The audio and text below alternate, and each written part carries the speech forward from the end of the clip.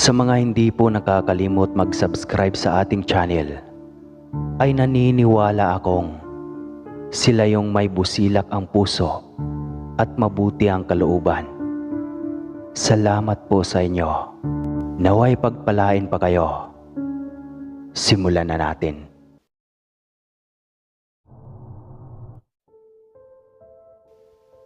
Isang nakakalungkot na pangyayari ang naganap sa aking amo dito sa Maynila. Kaya kinakailangan kaming ilipat ng lugar sa probinsya ng Antique. Ako si Emil at isa akong farm worker.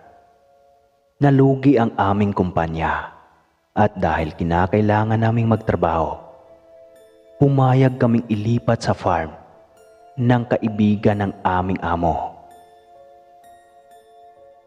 Nasa loob ng farm ang mismong bahay ng may-ari at sobrang lawak ng lugar na halos sakupin na nito ang buong barangay. Mabait ang bago naming amo at maintindihin. Naging maganda ang paglipat namin sa lugar. Marami din kaming nakilalang trabahador na naroon na talaga namang magagaling makisama. Isa na doon ang aking nakasundong, si Ariel. Matagal na raw siyang naroon. Tansya niya, 7 taon na. Isa na rin daw siya sa pinagkakatiwalaan ng aming boss. Mabait si Ariel at palakwento. Iisa kami ng trabaho doon kasi doon ako nilagay sa gawaan ng feeds kung saan siya naroon. Tol, ang laki nito no? Kabisado niyo na kaya to? Tanong ko kay Ariel, na agad naman nitong tinugon. Ay hindi, kahit naman kasi matagal na kami dito. May mga lugar pa ring bawal naming puntahan at bawal maski tignan. Ha? Bakit naman? May lihim ba tong lugar na to? Hindi lang basta lihim, Emil. Maiintindihan mo rin kapag nagtagal ka dito. Ba't parang di ka siguradong magtatagal ako? Hindi naman sa ganoon. Pero marami rin kasi talagang umaalis dito agad. Siyempre, dapat handa ka pa rin. Hindi na ako umimik sa mga sinabi ni Ariel. Hindi ko rin kasi siya maintindihan. Kaya nagpatuloy na lamang ako sa pagtatrabaho. Nung mismong araw din yon, nagpa-meeting sa amin ang aming amo. Napag-usapan rin kong mag-i-stay-in ba kami o hahanap ng mauupahan sa labas ng hasyenda. Mas pinili ko na lang mag-stay-in katabi ng kwarto ni Ariel. Sa mga nakalipas na linggo na aking pananatili ay ayos naman. Maganda ang pamamalakad at trato ng aming amo sa amin. Hanggang sa isang gabi, nakiusap si Ariel sa akin. Nasamahan ko daw siya sa bodega. May kukuhanin daw kasi siyang materialis na gagamitin sa trabaho kinabukasan. Hindi ko naman tinanggihan si Ariel. Naglakad na kami at narating ang bodega. Madilim kasi flashlight lamang ang ilaw namin. Sobrang daming gamit doon. Tahimik lang akong sumusunod kay Ariel. Nang bigla akong mapalingon sa isang pintuan. May nararamdaman kasi akong kakaiba. Tumigil ako sa paglalakad at pinukaw ang aking atensyon sa pintuan na iyon. Dahan-dahan ko itong nilapitan.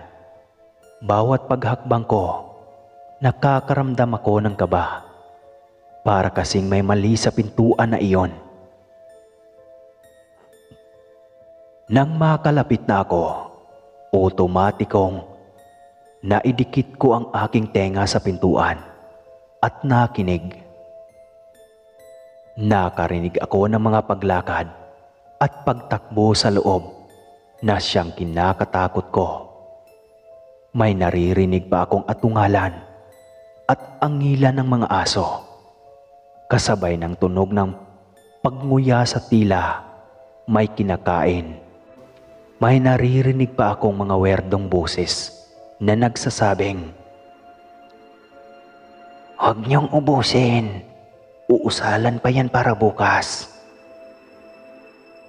Hindi ko maintindihan ang aking mga naririnig dahil nagbibigay ito ng takot sa akin.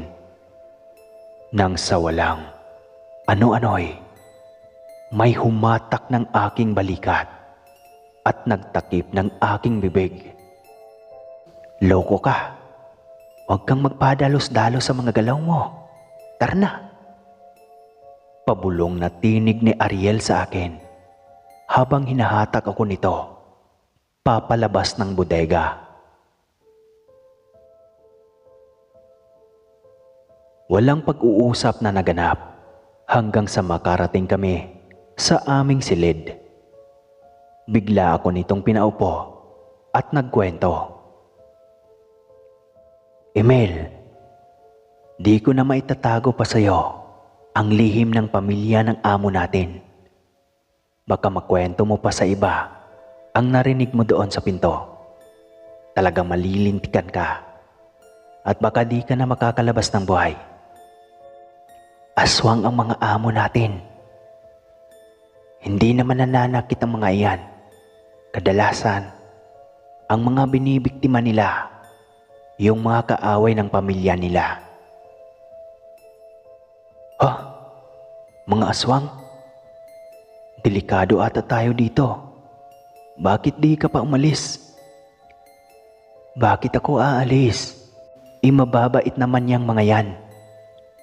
Kaya ako sinabi ko na sa'yo, para kung sakaling may makakita kang kakaiba, di ka na magulat."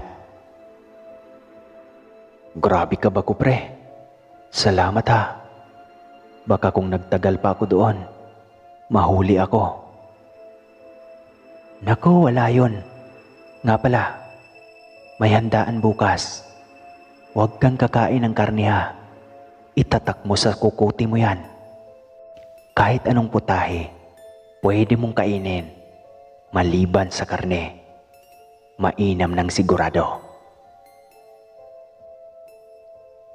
Natapos ang aming usapan at bumalik na ako sa aking kwarto. Magmula nang narinig ko ang kwento ni Ariel at ang mga kaganapan sa bodega, pakiramdam ko, hindi ako ligtas sa lugar na iyon. Hindi ko magawa ang matulog o kahit ipikit ang aking mga mata. Ganon katindi ang takot na aking nararamdaman. Hello po mga kaswang. Bago po natin ipagpatuloy ang kwento, ay may kunting kahilingan lang sana ako. Sa mga hindi pa po nakapag-subscribe, ay huwag po sana ninyong kalimutan mag-subscribe at i-hit na din ang notification bell para updated ka sa mga paparating natin na mga kwentong aswang. Maraming salamat po at mabuhay kayo. Ngunit dahil sa kaantukan, hindi ko na namalayan ang pagpikit ng aking mga mata. Kinabukasan, paggising, hindi nga nagkakamali si Ariel dahil nag-anunsyo ang aming amo na magkakaroon ng handaan sa pagsapit ng hapon. Sa kanyang mansyon, naroon daw ang kanyang buong pamilya na dumating kagabi lamang. Kaarawan daw kasi ng kanyang asawa. Maayos naman ang aming naging trabaho sa araw na iyon. Hindi naman ganoong kabigat. Sumapit na ang hapon at ipinatawag na kami. Siyempre, Si Ariel ang katabi ko noon. Muli ako nitong sininyasang, huwag kakain ng karne. Ang tanging kinuha lang namin noon ay ang pansit, kanin, at inumin. Kahit patakam na ako sa lutong ulam na nakahain. Umupo kami ni Ariel sa upuan at nagsimulang kumain. Nagulat naman kaming parehas nang lumapit sa amin ang amo at nagsabing, "Bakit yan lang? Ayaw niyo bang kumain ng karne? Masyadong mahirap ang trabaho. Hindi ba kayo gutom?" Boss, busog pa po kami. Pero mamaya po, pag nagutom kami, kukuha po ulit kami. Sagot ni Ariel habang nakangiti sa aming amo. Umalis naman ito kaagad at lumapit sa mga katrabaho namin na noon ay ganang-gana at sarap na sarap sa pagkain. Maya-maya lang, binulungan ako ni Ariel na kumuha raw kami ng karne at ibaon na lang. Tapos, uuwi na kami kaagad. Di na ako nagtanong kahit nagtataka ako. Nagbalot kami ng kaunting ulam at nagpaalam na kay boss na uuwi na. Pinayagan naman kami nito at inutusang bumalik sa gabi para sa gaganaping inuman. Naiintindihan rin kasi nitong pagod kami sa trabaho. Habang naglalakad kami ni Ariel pabalik sa aming silid, inutusan ako nitong manguha ng kalamansi dahil may gagawin raw kami.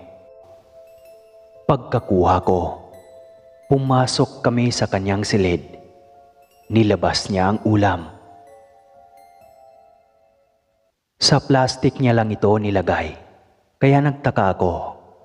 Hindi na ako nagsalita at inantay na lamang ang kanyang gagawin. Sinabi niya lang na panoodin ko siya, kaya ganun na lang ang ginawa ko. Hiniwa niya ang kalamansi sa gitna at dahan-dahan itong winisik sa mga ulam. Akala ko pampadagdag lasa lang. Tinitigan ko siya at tinitigan niya rin ako. Bumalik ang tingin namin sa ulam. Laking gulat ko nang bumula ito at nagsabog ng napakabahong amoy. Sinabi ni Ariel na tiisin ko lamang at manood. Maya-maya pa, nangitim ang mga karne at unti-unting nagbago ng anyo. Naging mga tenga at daliri ito ng tao. Sobrang nakakadiri yung aming nakikita na tila bumabaliktad ang aming mga sikmura. O ano, kung kumain ka ng karne kanina, hindi nakakain ka na niyan. Sambit ni Ariel sa akin. Totoo pala, tol. Grabe. Hindi ako makapaniwala. Nakakatakot. Totoo. Kaya ayaw kong kumain kanyan. Baka mahawaan ka kagaya ng nasabi ko kagabi. Kinakainan kasi nila yan. Napatulala na lang ako noon dahil sa takot at pagtataka. Masyado din kasi akong nabigla sa aking mga nalalaman. Sinabi niya ring mamayang gabi na namin itapon dahil baka daw may makakita pa at mahuli kami. Sinabi niya ring mag-abang kami sa pag-uwi ng mga katrabaho namin at antayin namin silang magsipagsuka. Kapag daw dumating ang aming mga amo, magpanggap rin daw kaming sumusuka dahil kung hindi ay baka mamatay kami. Kailangan namin magkunwaring nahawaan para matuwa sa amin ang aming mga amo. Gaya ng napag-usapan, 10:00 ng gabi, Umuwi ang lahat. Tanaw namin sa bintana ang paggewang ng mga katrabaho namin. Hindi nga kami nagkamali at nagsisuka ang mga ito. Nagkayayaan na kaming lumabas at nagkunwari. Dumaan ang aming amo at ang kanyang angkan sa aming harapan na tila tuwang-tuwa. Nang makalayo ang mga ito, inaabot ang supot ng mga ulam na nagbalat kayo. Itinapon ko iyon sa damuhan at akmang papasok na nang makarinig ako ng nakakatakot na tinig na nagsasabing, "Bakit ka nagsasayang ng pagkain?" Sino yan?" Nanginginig na sambit ko sa kung sino mang nilalang. "Sinong kausap mo dyan, tol? Tara na!" Sigaw ni Ariel sa akin. Agad naman akong sumunod dito. Kaysa antayin pang muling sumagot ang nilalang. Agad na akong sumunod. Ngunit bago pa isara ang pinto, nakaramdam ako na parang may nakamasid at nakarinig ng isang mahinang angil. Sinarado ko na ang pintuan at agad na nakipagkwentuhan kay Ariel. Nagulat ito at nagsabing, "Ilang taon na rin ang nakakalipas. Siguro, kailangan ko na talagang umalis dito." "Ha? Bakit?" "Siyempre, sobrang dami ko ng kababalagan na nararanasan dito. Hindi lang iyon. Nakikita ko pa sila sa kaanyuan ng aswang. Tsaka yung mga nagsisisuka na yan, magiging aswang din yan. Sadyang naging matalino lang ako, kaya hindi ako nahawa. Ngayong nabuko na ang pagtatapon ng ulam, panigurado ay yari tayo. Kaya pagsapit ng umaga, aalis na tayo dito. Sa ngayon, hindi pa pwede. Dahil umaaligid-aligid pa yung mga yan." "Aalis? Teka, saan tayo pupulutin ito?" "Basta, madami akong kamag-anak dito. Pwede mo na tayo manirahan sa kanila, pansamantala.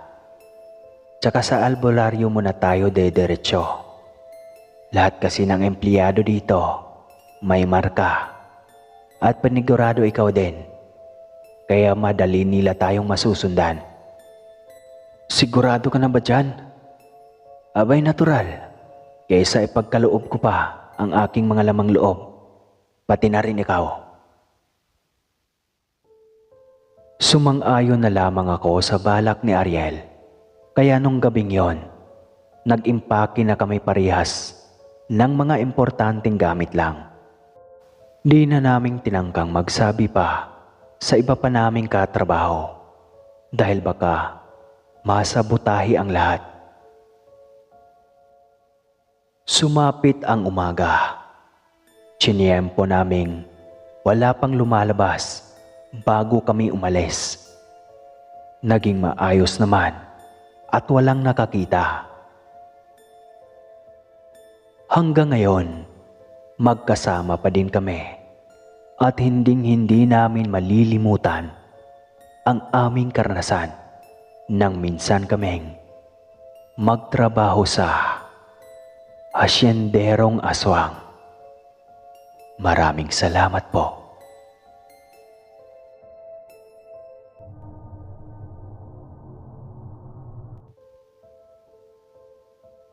Kaarawan ng aking tiyo, kaya naruroon ang kanyang mga barkada.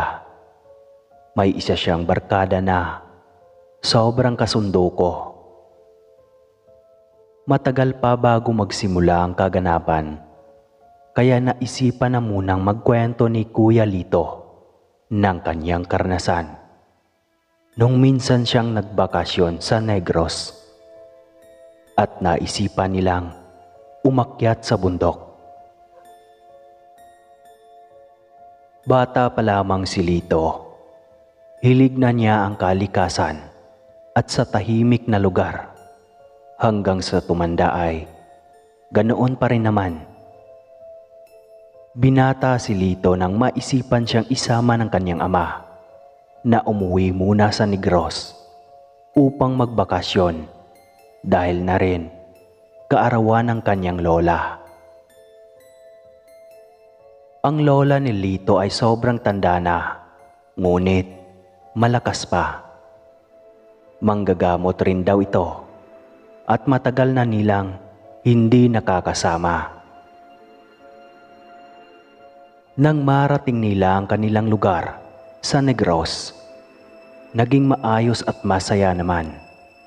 Ayun nga lang, masyado talagang malaki ang angkan nila Lito, kaya naririndi siya dahil hindi siya sanay sa ingay.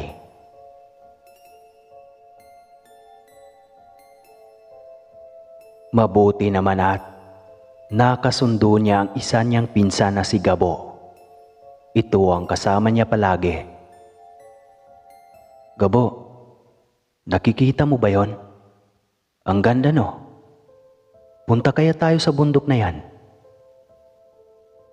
Naku Lito, alam mo namang bawat galaw natin, kailangan natin ng pahintulot ni Lola, di ba? Sa tingin ko, di tayo papayagan eh. Subukan natin. Gusto ko talagang marating yan eh.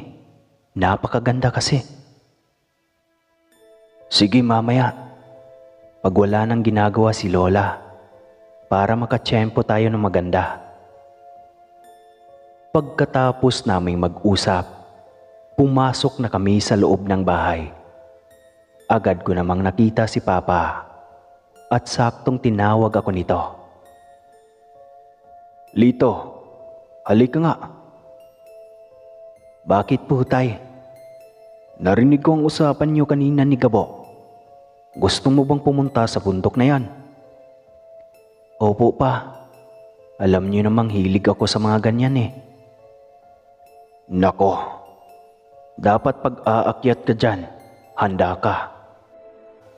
Marami kasing nilalang na nakaabang dyan. Kung di engkanto, baka aswang. Naku Papa, paano naman magkakaaswang sa bundok? Tignan mo naman, napakaganda. Halatang walang bahid ng kababalaghan dyan eh. Hay naku anak, alam mo ba, noong kabataan ko, maraming mga ngaso na nawawala dyan. Kahit anong hanap nila, wala silang nakikita. Kahit anong bakas. Sa susunod na araw, magugulat na lang yung mga tao dito. Nakasabit na sa puno yung mga bangkay. Butas yung tiyan ng mga yon. Weh, tinatakot mo lang ako tay eh. Di naman ako naniniwala sa ganyan-ganyan. Bahala ka. Pero kung ako tatanungin, hahayaan ko kayo ni Gabo na pumunta doon. Huwag lang kayong lalayo sa bukana. Baka mamaya, may humablot sa inyo doon. Talaga tay? Di na namin kailangan magpaalam kay Lola kung ganon? Agad tumakbo si Lito at hinanap si Gabo. Agad niyang binalita sa pinsan na pinayagan siya ng kanyang ama. Kaya hindi na nila kailangan pang humingi ng pahintulot sa kanilang lola. Napag-usapan nila na kinabukasan sila magpupunta. Minabuti rin naming magdala ng pangdepensa kung sakaling may mabangis na hayop na umatake sa amin. Bala kasi namin magtagal para na rin makapagkwentuhan ng maayos at makalayo sa ingay.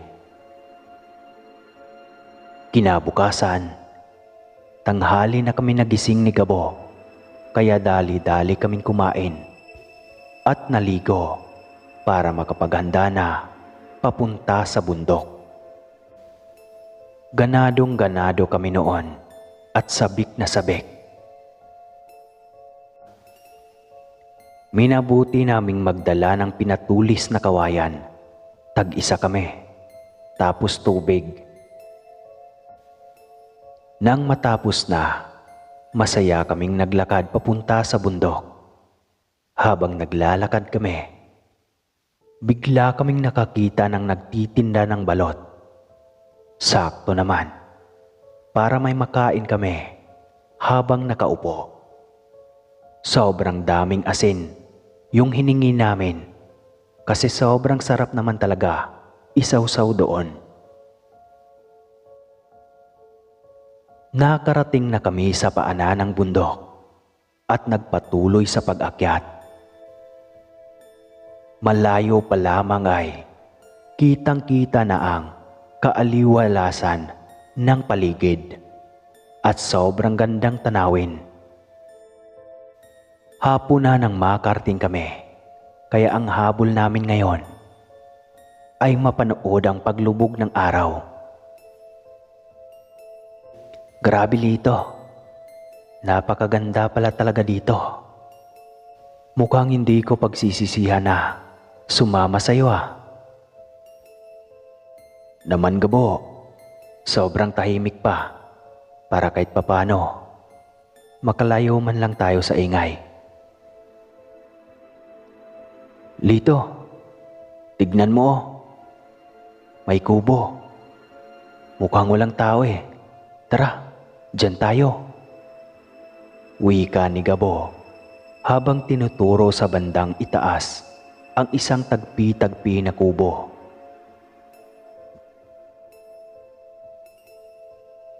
Agad silang lumapit doon at tumawag.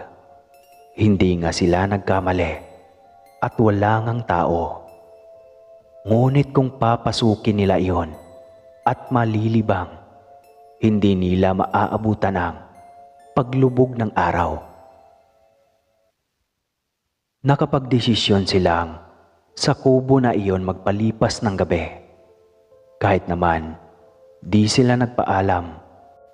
Alam naman ng kanyang ama kung nasaan sila. Tuwang-tuwa ang dalawa sa naisip nilang ideya. Kaya agad nilang binaba ang kanilang mga dala-dala sa labas ng kubo at naupo. Sobrang ganda nga naman ng tanawin at kakaunting oras na lamang ay palubog na ang araw. Maya-maya lang, lumubog na ito. Kaya naisipan na nilang pasukin ang kubo. Mainam at hindi sila pinapahirapan dahil bukas ito. Agad nilang nakita ang ilang mga gamit na parang pinapabayaan na lang. At nakakahangang may maganda itong higaan. Kaya sa tingin nila ay pahingahan lamang ang kubong iyon. Walang kailaw-ilaw at sobrang dilim. Tanging tinig lamang ng kulisap at mga insekto ang kanilang mga naririnig. Umupo sila sa higaan at nagkwentuhan. Alam mo Gabo, pangarap kong magtayo ng bahay sa bundok. Parang ganito, malayo sa tao, malayo sa ingay. Pagpatuloy mo lang yan. Tara na. Kain na tayo. Asan na ba yung balot? Ito Ang daming asin. Baka sumobra. Kumain na ang dalawa. At pagkatapos ay nahiga na. Nagkwentuhan lang saglit. Maya-maya lang rin, inaantok na sila. Naging masarap ang kanilang pag-idlip dahil sa sobrang sarap at lamig ng simoy ng hangin. Bandang 9:00, naalimpungatan si Lito dahil sa naririnig niyang paglakad sa paligid dahil sa ginagawang tunog sa tuyong mga dahon.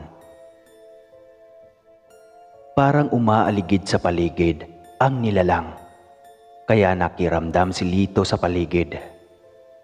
Nakarinig siya ng hingal at pag-angil Halo-halo ang naririnig niya dahil sinundan iyon ng pagkalmot sa dingding habang umiikot-ikot ito. Kinabahan na si Lito noon dahil alam niya sa sarili, hindi ordinaryong hayop ang gumawa ng ganoong kilos. Kaya mas lalo pa siyang nakiramdam. Natahimik ang nilalang at ramdam niyang nasa tapat na iyon ang pinto. Wala na siyang sinayang na oras at niyuyugyug na niya si Gabo hanggang sa magising ito. Ano ba, Lito? Anong problema? May halimaw sa labas eh. Natatakot ako. Naputol ang sasabihin ni Lito nang may sumusubok bumukas ng pintuan. Inaalog-alog nito ang pinto at talagang desididong pumasok. Agad bumalikwas ng bangon si Gabo at sabay nilang dinampot ang pinatulis na kawayan.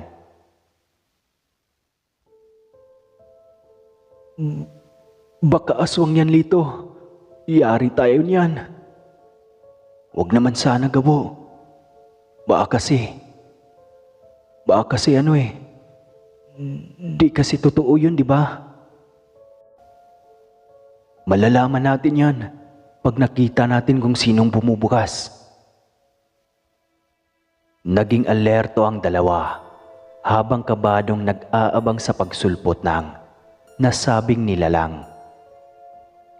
Laking gulat ng dalawa nang nabuwal ang pintuan. Hindi nila makita ang nilalang dahil sobrang dilim. Rinig nila ang nakakapanindig balahibong hingal nito at ang napakasangsang na amoy. Sinong nagpaintulot sa inyong pumasok sa bahay ko, mga bata? Garalgal at galit na wika ng nilalang. Bakit? Sino ka ba? Sagot ni Gabo. Mainam nang nandito na kayo para di na ako dumayo pa sa kabilang bayan upang kumain. Malukong wika ng nilalang. Hoy, Manong! Hoy! Manong, sandali lang. Mapag-uusapan naman natin to eh. Uuwi na po kami. Pangako. Hinding-hindi na kami babalik dito. Takot na wika ni Lito. Uuwi? Walang uuwi. Dito na kayo. Sa akin na kayo ngayon. Hindi man nila makita, ngunit ramdam nila ang paglapit ng nilalang. Agad nakaisip ng paraan sila Lito. Dahil nasa gitna ang nilalang, naghiwalay sila. Sa kanan si Lito, sa kaliwa naman si Gabo. Hindi sila tumakbo. Marahan lang, rinig kasi nila ang pagsinghot ng nilalang na tila umaamoy-amoy. Na tila kunting pagkakamali ay mabibisto sila. Malapit na marating ni Lito ang pintuan at hahawakan na sana sa kamay si Gabo para tumakbo ng sabay nang marinig ang isang lagabog na tila may natumba. Aray! Lito yung paa ko! Sigaw ni Gabo na halatang namimilipit. Kasunod ng sigaw ang isang pag-angil. Agad niyang kinapaka pa ang daan at pinilit hanapin si Gabo. Paupo niya itong ginawa dahil nga nakatumba ang kanyang pinsan sa sahig. Gabo, asan ka? Tulungan mo ko, Lito. Malapit na siya. Eto na. Hanggang sa nakapa ni Lito ang kamay ng nakatumbang si Gabo at tinayo ito. Tara na, Gabo. Hindi tayo pwede maabutan yan. Akay-akay niya si Gabo na nilingon ang kanilang likuran. Ganoon na lamang ang pagkasindak ni Lito nang makita ang dalawang bulang pula na mistulang mga mata na nakatitig sa kanila. Agad silang nagmadali at patakbong lumabas sa pintuan. "Pilitin mo, Gabo. Mamamatay tayo." "Ang sakit, Lito. Iwan mo na lang ako dito. Pakisabi kila nanay. Mahal na mahal ko sila." "Sira ulo ka ba? Hindi kita iiwan dito." Naglalakad ang dalawa papalabas sa liblib na lugar, dahilan para magkaroon ng kakaunting liwanag dulot ng buwan. Nakita nilang lumabas sa kubo ang isang mabalahibong itim na nilalang na mayroong mahahabang dila na nakalawit, habang nakalabas naman ang nagtatalasang mga pangil na tila hinahanap sila. Akala nila ay ligtas na sila, ngunit hindi. Siyang sindak ng dalawa nang biglang lumingon sa kanilang nilalang. Takot man at nangangatog, kailangang lumaban ni Lito dahil kung hindi ay pariha silang mamamatay. Binaba ni Lito na nakasandal sa puno si Gabo habang hinahanda ang sarili na hawak ang kawayang pinatulis. Hello po mga kaswang. Bago po natin ipagpatuloy ang kwento, ay may kunting kahilingan lang sana ako. Sa mga hindi pa po nakapag-subscribe, ay huwag po sana ninyong kalimutan mag-subscribe at i-hit na din ang notification bell para updated ka sa mga paparating natin na mga kwentong aswang. Maraming salamat po at mabuhay kayo. Nakalapit na ang nilalang at hindi nga nagkamali si Lito na aatakihin siya nito. Inambahan ng hampas ni Lito ang nilalang.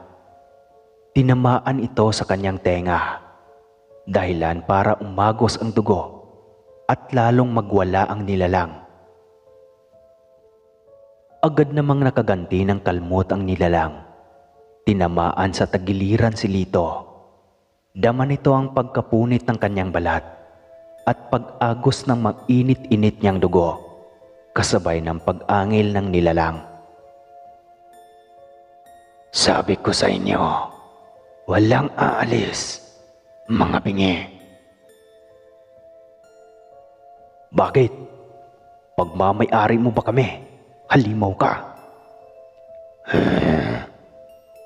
Akmang susunggab ang nilalang at naunahan na naman ito ni Lito. Sa braso naman ito natamaan at makikitang napuruhan ito. Yung tulis kasi ng kawayan ang tumama sa kanya. Namilipit ito sa sakit at umalulong na parang aso. Akala nila may pagkakataon na silang tumakas, kaya tumalikod na si Lito para akayin si Gabo at umalis. Ngunit mali. Agad siyang sinampahan ng nilalang, dahilan para matumba siya at mapaibabaw sa kanyang nilalang. Tuwang-tuwa ang aswang sa kanyang ginagawa, habang si Lito ay naihi na sa salawal dahil sa takot. Kitang-kita niya nang malapitan ang malademonyong wangis ng nilalang. Inangat nito ang kanyang kamay at nakita ni Lito ang napakatulis nitong kuko na akmang isasaksak sa kanya, nang biglang napatigil ang nilalang at parang baliw na nagsisisigaw. "Aray! Ang abde! Aray!" Parang baliw na sigaw ng nilalang. Sa kabilang banda, ginamit pala ni Gabo ang natirang asin kanina lamang sa balot. Bawat kurot ng asin, ibinabato niya sa nilalang dahil alam niyang aswang iyon. Nanghihina ngunit pinilit bumangon ni Lito at akayin na si Gabo habang hindi makagalaw ang nilalang sa sakit. Agad nilang tinahak ang daanan, pababa, at naghanap ng matataguan. Ngunit, bigo silang makahanap, kaya tumakbo na lamang sila ng tumakbo. Ramdam nilang humahabol ang nilalang dahil sa tunog ng pagtakbo at pag-angil sa kanilang likuran. Wala na silang pagpipilian kundi tumakbo ng tumakbo dahil wala na silang dalang kahit anong panangga laban sa nilalang. Akala nila maabutan na sila, ngunit may naglalakad sa kanilang harapan na isang grupo ng mga kalalakihang may dalang mga lampara na tila hinahanap sila. Nagsisisigaw ang dalawa habang umiiyak dahil sa takot. Tumakbo ang mga tao at napagtantong tatay pala iyon ni Lito. Bigla na lamang silang napaupo sa lupa habang umiiyak. Akala nila mamamatay na sila. Sinubukan pang tugisin ng iba ang aswang, ngunit hindi na ito nakita. Sinabi nila ang lahat, kaya bumalik ang kanyang ama sa bundok para sunugin ang nasabing bahay ng aswang. Magmula noon, hindi na silang nagtangkang umakyat pa at baka makaengkwentro na naman nila. At hindi na sila makaligtas pa sa aswang sa bundok. Ako si Dave. Ang kwentong ito ay nangyari 3 taon na ang nakakalipas bago magsimula ang isikyo. Nakatira kami sa Eastern Samar. Junior high school ako sa aming paaralan. Nag-iisa akong anak ng aking mga magulang. Ako lamang ang kanilang aasahan pagdating ng araw. Kaya sobrang nagpupukus ako sa aking mga aralin. Bilang junior high, napapadalas ang aming mga thesis at defense dahilan para mahuli ako ng uwi kung minsan. Nasanay na lamang ako ng ganoon. At hindi rin naman ako napapahamak. Palagi naman kasing may nasasakyan sa amin hanggang 8:00 ng gabi. Kung wala naman, ay walang pagpipilian kundi maglakad na lamang. Nasanay na ako ng ganoon palagi. Naging normal na lamang sa akin ang ganoon dahil para na din iyon sa aking kinabukasan at para makabawi sa aking mga magulang. Madami akong kasundong kaklase. Ngunit, si Sandra at Joshua lamang ang aking tinuturing na best friend. Lagi kaming gumagawa ng proyekto sa aming bahay. Dahil di maipagkakailang, napakaganda ng pwesto doon. Doon na rin sila natutulog. Dahil napakalayo nga ng bahay ng dalawang yon. Silang dalawa ay aking mga pinsan. Mahilig kaming magpupunta sa mga tagong lugar dahil gusto din namin na maging malaya na, magtawanan, kwentuhan, kantsawan, at iba pang gawain ng mga magbabarkada o magpipinsan. Isang araw, pagkatapos ng eskwela, agad kaming nagkita-kita upang kumain sa pinakamalapit na bilihan ng kwek-kwek. Habang kami ay nagtatawanan, may narinig kaming dalawang nanay na nag-uusap. "Mari, nabalitaan mo na? May bagong yanggaw daw dito sa atin. Doon daw sa shortcut. Delikado magdadaan ang mga estudyante doon, lalo yung mga nahuhuli ng uwi." "Talaga, Mare? Sasabihan ko na ang Junjun ko na wag nang dumaan doon. Di baling maglakad malayo, wag lang dumaan sa shortcut." Ayan ang narinig namin sa dalawang nanay na nag-uusap. Di naman namin ito pinansin dahil bukod sa mukhang mga tsismosa ito, hindi rin naman kami dumadaan sa shortcut dahil palagi namang may sasakyan at mayroong kaming pamasahe. Nagpatuloy na lamang kami sa aming pagkain at nagsimulang magkwentuhan kagaya ng nakagawian.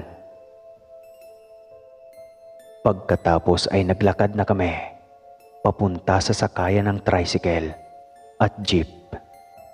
Nang makababa kami sa kanto ng aming sityo, napalingon naman ako sa shortcut. Nakita kong mayroon itong nagtataasang damo at napakadaming iba't ibang klase ng basura. Di ko naman na yon pinansin at nagpatuloy na kami sa paglalakad pauwi sa amin. Napag-usapan kasi namin na doon sila sa amin matutulog para magtulong-tulong kami sa aming proyekto. Lumipas ang ilang mga araw. Agad ko ring nakalimutan ang tungkol sa usapan doon sa shortcut. Wala rin namang binibilin si mama tungkol sa sinasabi nilang bagong yanggaw. Kaya inisip na lang namin na tsismis lang ito. Joshua, ready na ba kayo sa defense natin bukas? Kinakabahan ako eh. Wika ko dito. Oo naman. Ready na kami ni Sarah. Sagot naman ito sa akin. Hoy, ano ka ba Diyos? Kinakabahan kaya ako? Pag-aalangang sabi ni Sandra. Magdi-defense na kasi kami kinabukasan. Kailangan naming maging handa sa aming ipipresenta sa aming guro para matuwa naman ito sa amin. Kinabukasan, di na kami magpakali. Sobrang kabado na kami. Natural lang naman iyon sa mga kagaya namin. Dahil natatakot rin kaming masayang yung pinaghirapan at pinagpuyatan namin. Kaya sisiguraduhin naming ibibigay namin ang lahat at lalakasan ang aming loob. Pangatlo kami sa pagdi-defense. Nakaraos naman kami ng walang kahirap-hirap. Tuwang-tuwa naman kaming magkakaibigan noon. Sa sobrang dami kasi ng grupo ang nagdi-defense, inabot na kami ng 10 oras ng gabi. Sobrang dilim na noon at paniguradong wala na kaming masasakyan. Laking pasasalamat naman namin na mayroon palang sasakyan ng aming guro.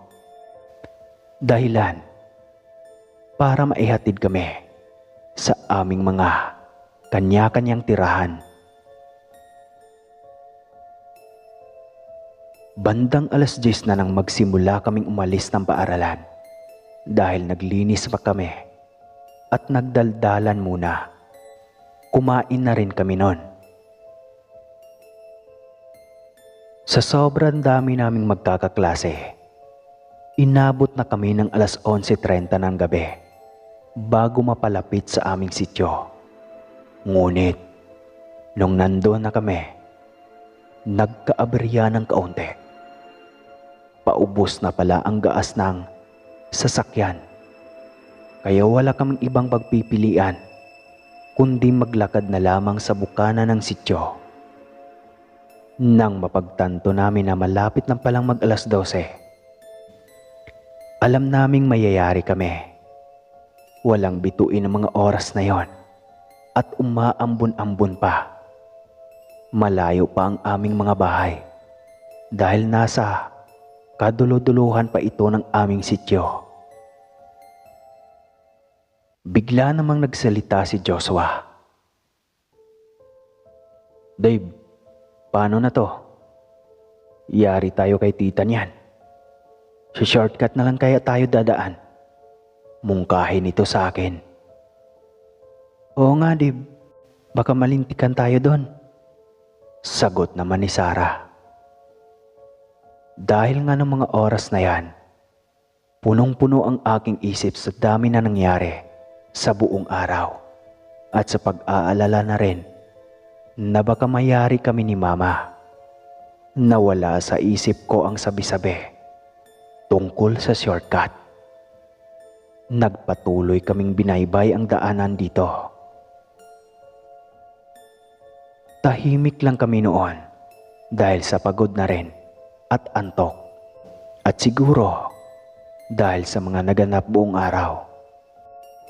Di rin namin alintana ang ambon dahil ang mahalaga, hindi kami mapagalitan. Wala pa kami sa kalahati nang may napansin kaming parang babaeng nakaupo sa gilid ng daanan. Nakatulala lang ito. Iniisip namin na baka nawawala lang o kaya naman baliw lang ito. Kaya nagkabulungan kami. Haha, Diyos, kita mo? Baliw ata oh. Panglalait ni Sarah. Hoy, huwag kayong ganyan. Mamaya marinig kayo. Mapasama pa tayo. Tugon ko naman habang nakatitig sa babae. Haha, ano naman kung marinig tayo? May magagawa ba yan? Pang-aasar naman ni Joshua sa akin. Habang papalapit kami ng papalapit, parang mayroon akong kakaibang napansin. Hindi ko alam kung putik ba o dugo yung nasa damit ng nakaupong babae. Dahil medyo madilim talaga ang paligid noon. Hindi ko talaga maininag ng maayos. Sa pagpatuloy naming paglapit, nakita ko na naman itong may nginangata. Di ko naman iyon pinansin at doon ko na naisip na baka baliw nga ito. Nang tuluyan kaming makalapit, agad tumayo ang babae. Doon ko napagtanto na hindi ako nagkakamali. Dugo nga ang aking nakikita sa damit niya. Nagtaka naman kami nang gumitna ito sa daanan na tila hinaharang kami. Doon ako nakaramdam ng lubos na kaba.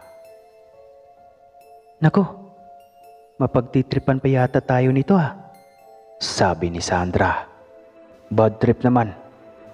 Kung kailan alanganin, tsaka natin ito makakasalubong. Nakakainis. Pagsingit ni Joshua. Teka, tignan niyo. May dugo sa damit ng babae. Di lang yata baliw yan Mamamatay tao rin. Anong gagawin natin? Kabadong sabi ko. Sus Deb, di ka ba nahihiya? Kalalaking tao. Napakaduwag. Iba ka talaga. Tumatawa ang wika nito ni Joshua sa akin. Seryoso kasi pre, tignan mo. Maraming pwedeng gawin sa atin yan pag nakasalubong tayo. Kabado pa rin sabi ko kay Joshua. Sus pre, magpatuloy ka na lang sa paglalakad. Puro kaduwagan pinapairal mo. Kalalaking tao mo. Di ka ba nahihiya Kita mong may kasama tayong babae. Ganyan pa pinapairal mo. Pagyayabang pa rin ni Joshua sa akin. Wait, ano kasi? Natatakot rin ako.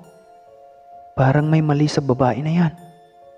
Pag-aalalang, sabi ni Sandra.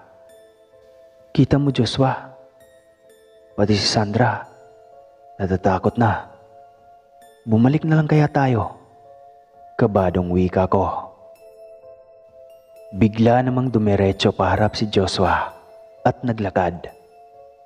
Nagwika itong, sundan na namin siya kasi kung tatayo lang kami doon, mas lalo kaming mayayari kila Mama at mawawala na rin kami ng tulog.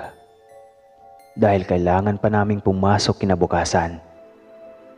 para malaman ang resulta ng pinaghirapan namin kanina sa defense.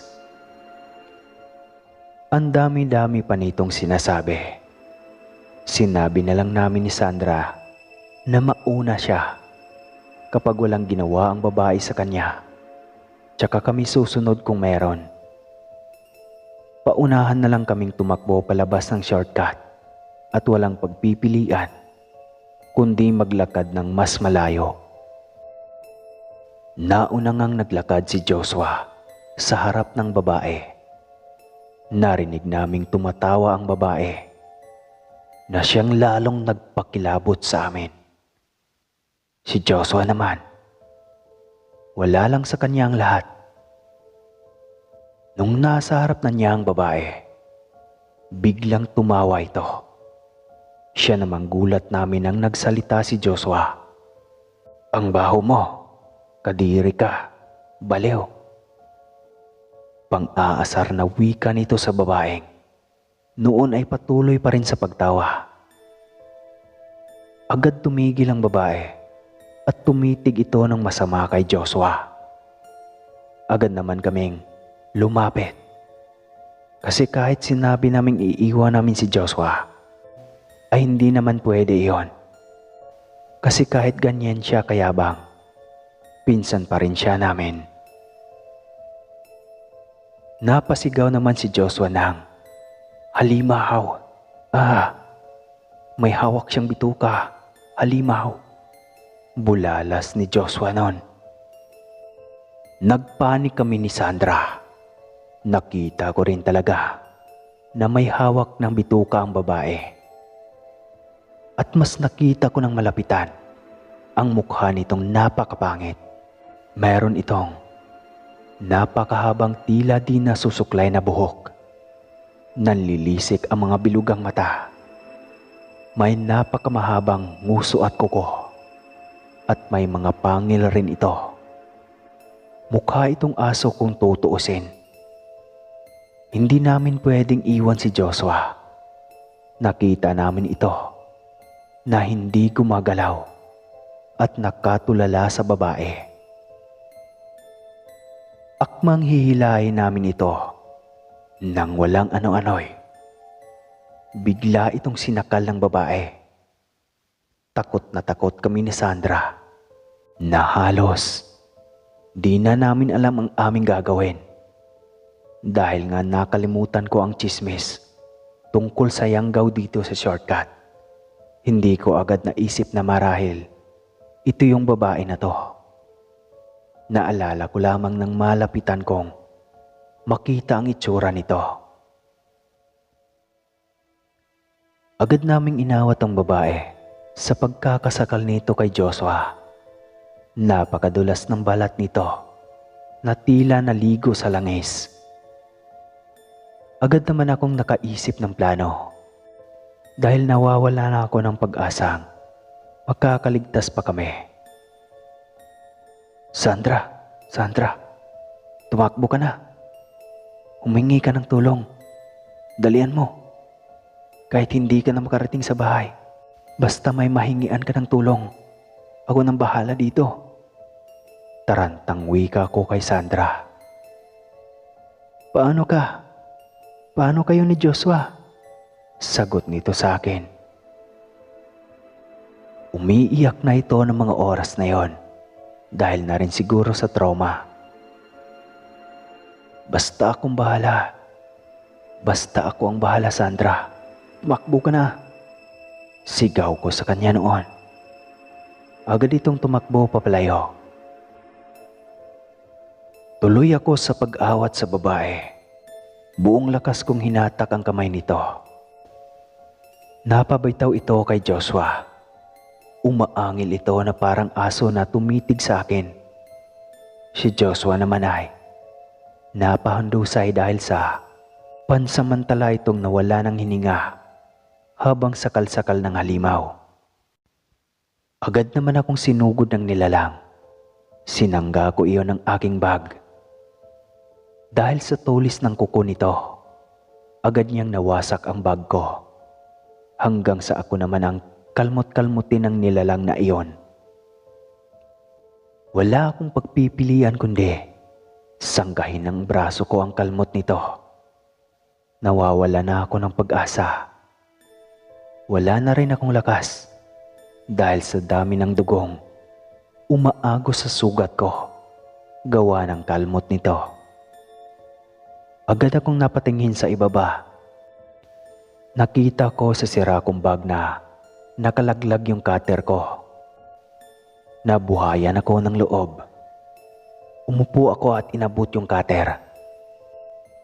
Bago pa man ako sugurin ng nilalang, pinagsasaksak ko ito ng cutter sa braso nito. Dahil wala na rin akong lakas, hanggang braso niya lang ang kinaya ko. Nakikita ko naman si Joshua na nakahandusay pa rin at nakatulala. Halatang wala itong lakas. Kahit naman ganoon ang ugali nito, mahalaga pa rin ito sa akin dahil sabay-sabay kaming lumaki. Ang goal ko ng mga oras na yon, makaalis sa harapan ng nilalang at tulungan si Joshua. Iniisip ko rin si Sandra dahil baka napano na ito sa daan. Patuloy ako sa pagsasaksa ko sa nilalang kahit ubos na ang aking lakas. Hanggang sa di kalayuan, may natanaw kong mga flashlight. Doon ako mas lalong nabuhayan. Tumayo ako kahit mahirap. Doon ako sumigaw ng malakas ng tulong. Agad kong narinig ang pag-iyak ni Sandra. Doon ko napagtantong may kasama na itong mga taga-barangay at iilang mga katao. Kasama rin ito si Mama na noon ay naririnig ko ring umiiyak. Habang ang nilalang ay patuloy pa rin sa pagkalmot sa akin. At hindi nito alintana ang mga paparating na mga tanod. Nang makalapit ang mga ito, hinawakan nito ang babae. Nagpupumiglas itong napakalakas. Ang gagawin ng mga tanod dito sana ay papatayin dahil mas malaking pinsala ang maidudulot nito kung hahayaan pa itong mabuhay. Wala naman akong pakialam sa babae na yon. Ang mahalaga sa akin ay si Joshua. Lumapit ako dito at sinampal-sampal ko siya. Lumapit na rin si Mama at si Sandra sa amin. Napaiyak na lang rin ako ng mga oras na yon. Si Joshua kasi di pa rin nagsasalita dahil siguro sa trauma at takot nito. Nang akmang lalagutin na ng tanod ang babaeng halimaw, may narinig kaming sigaw ng babae. "Huwag! Maawa kayo, huwag!" Pagmamakaawa nito. Agad naman kaming napalingon ni Sandra sa paparating. Laking gulat naman namin nang makita namin yung babaeng nagsabi sa isang nanay rin noon sa eskwela na may bagong yanggaw daw sa shortcut. Ito yung sumisigaw. "Wag po, anak ko po yan. Hindi niya po alam ginagawa niya. Aksidente po yan." Umahagulgol na wika nito. Agad akong nagwika dito ng, "Diba? Kayo po yung nagsabi doon sa isang nanay sa school?" Wika ko dito habang sinasapok ko ang mga braso kong punong-puno ng sugat. "Oo, ako yun. Kaya ako kinakalat ang balitang yan para wala nang dumaan dito sa shortcut. Kasi kahit kami ng tatay niya wala kaming magagawa kundi hayaan siya. Dito niya gustong pumunta kasi gusto niyang mapag-isa para hindi siya makagawa ng masama. Maniwala kayo sa hindi. Aksidente po yan. Nawaan siya ng kanyang tito na umuwi galing probinsya at umalis rin agad." Umiiyak na sabi nito. Di na ako sumagot at hinayaan ko lang sila na mag-usap ng mga tanod. Hanggang sa narinig ko na lamang na aalis na lang sila sa lugar na yon Bukas na bukas. Basta wag lang papatayin ng anak niya. Pumayag naman ang mga tanod at hinayaang umalis ang mag-ina.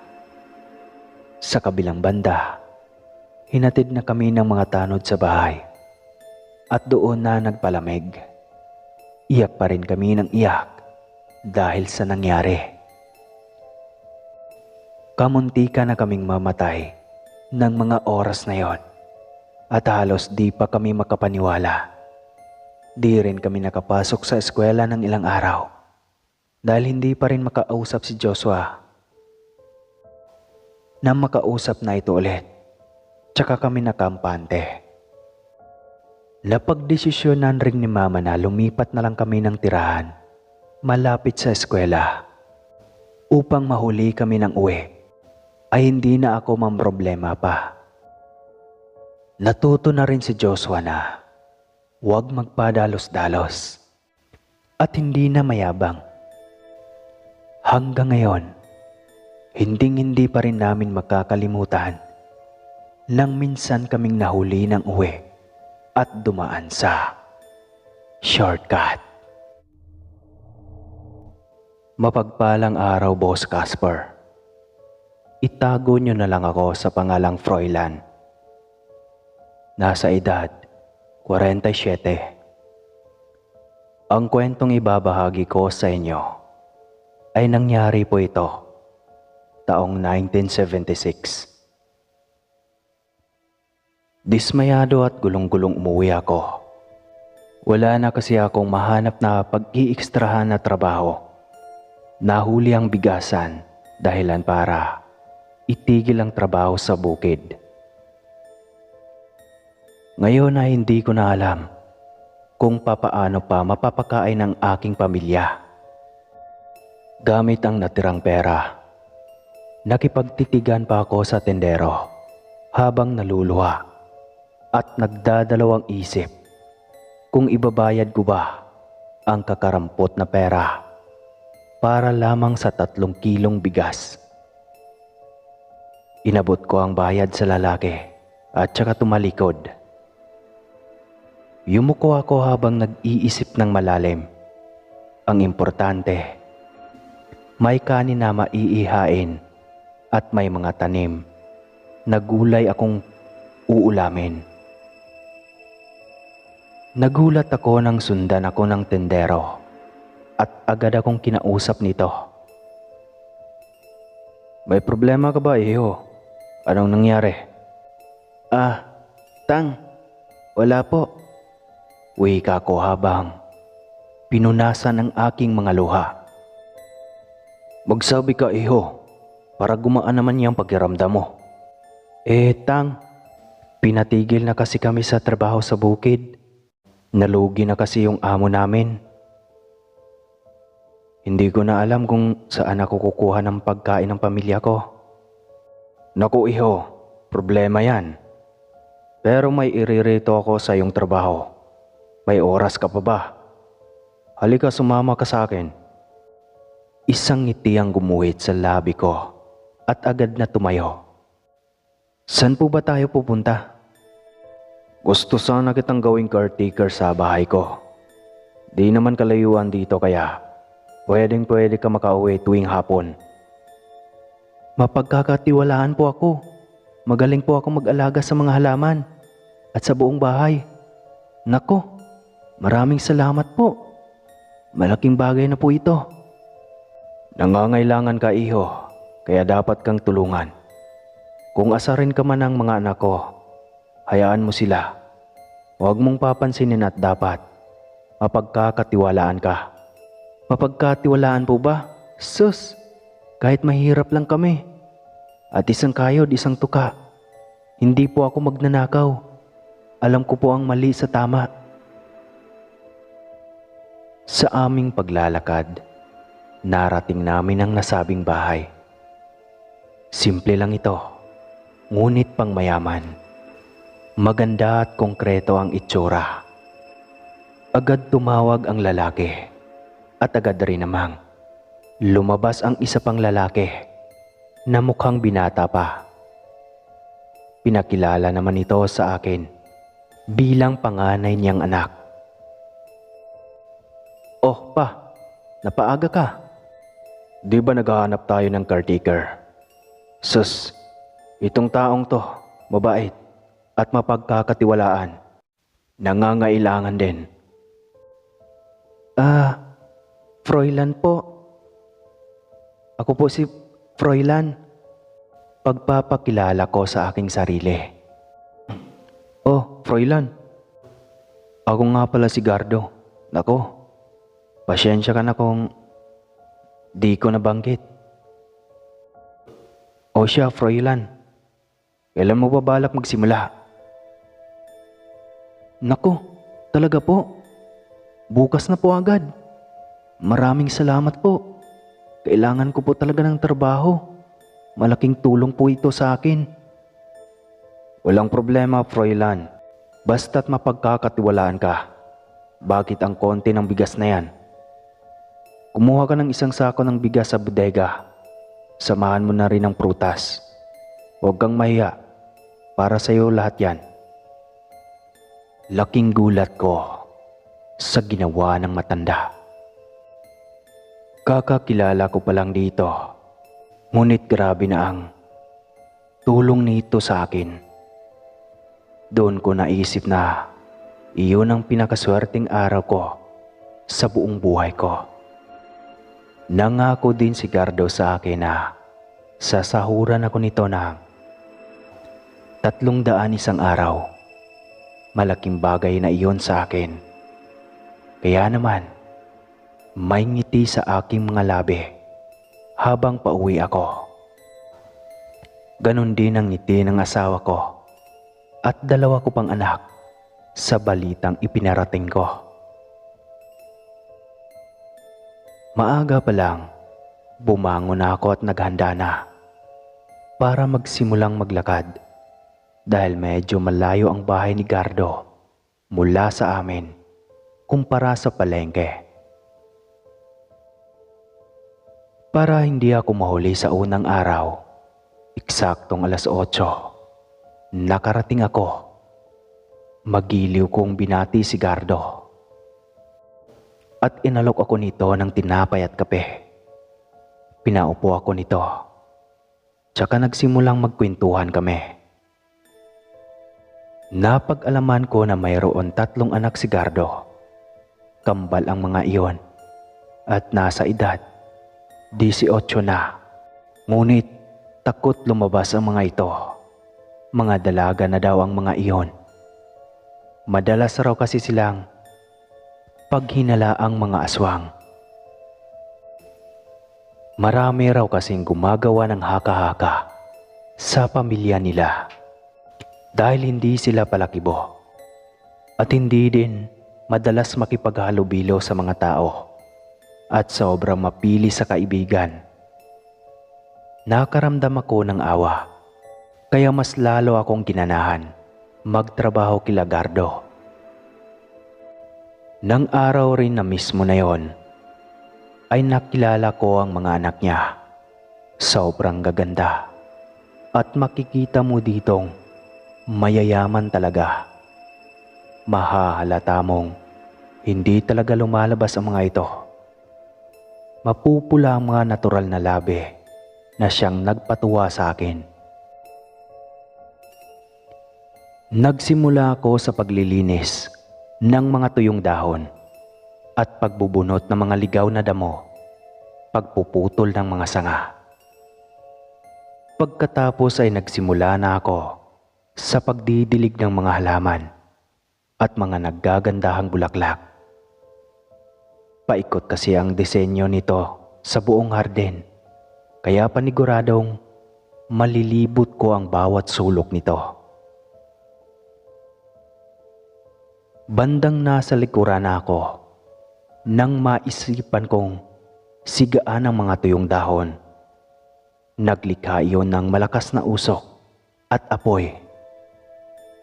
Nagulat naman ako nang makarinig ako ng sigawan ng mga babae.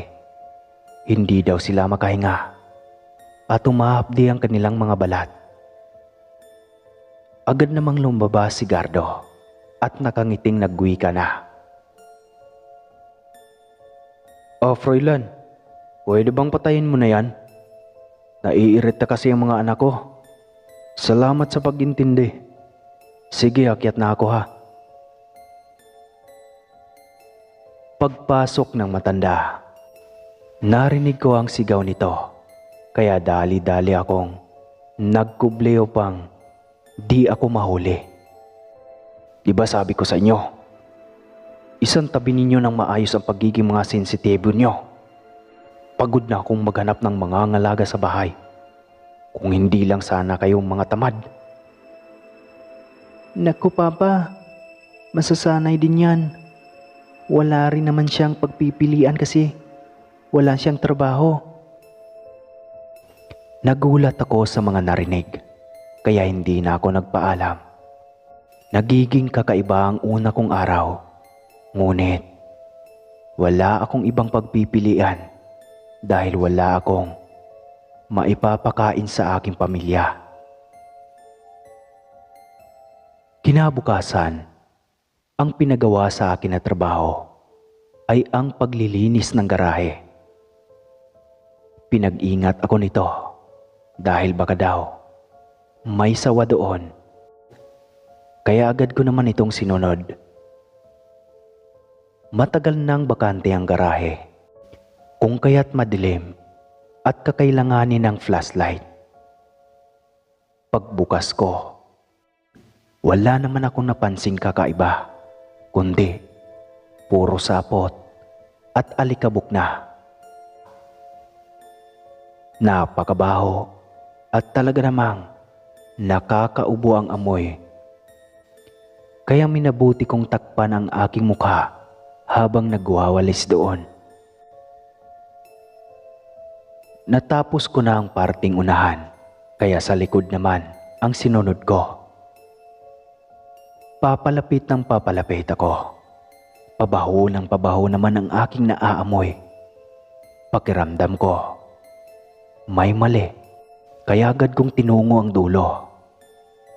Ganun na lang ang pagkagimbal ko nang makakita ako ng isang patay na baka habang warak ang tiyan nito. Halatang bago lang dahil sariwa pa at nilalangaw. Sa sobrang sindak ko ay agad akong nagtatatakbo papalabas habang sumisigaw. Nang sumunod na araw, hindi muna ako pinapasok ng maaga. Para na rin daw makapagpahinga ako. Bale 9:00 na ng umaga ako pinapapasok. Ngunit ang kapalit pala nun ay ang pagpapaabot ko ng gabi sa bahay nila. Talaga naman kasing tamad ang 3 dalaga, kaya walang ibang maaasahan.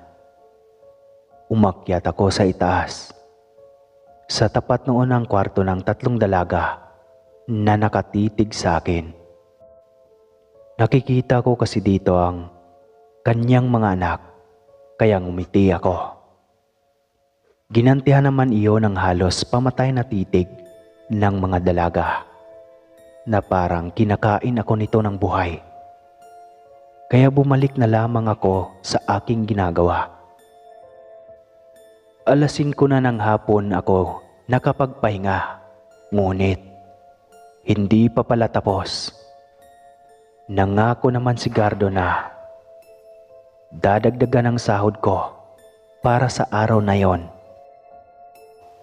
Hindi na ako nagreklamo pa at pagkatapos kumain, tsaka na ako bumalik sa trabaho. Nagkumpuni ako ng pintuan at marami pang iba. Talagang nakakapagod, ngunit walang ibang pagpipilian. 7:00 na ng gabi, natapos ang halos lahat. Balak na nilang tapusin na lang ang kakaunting natira kinabukasan.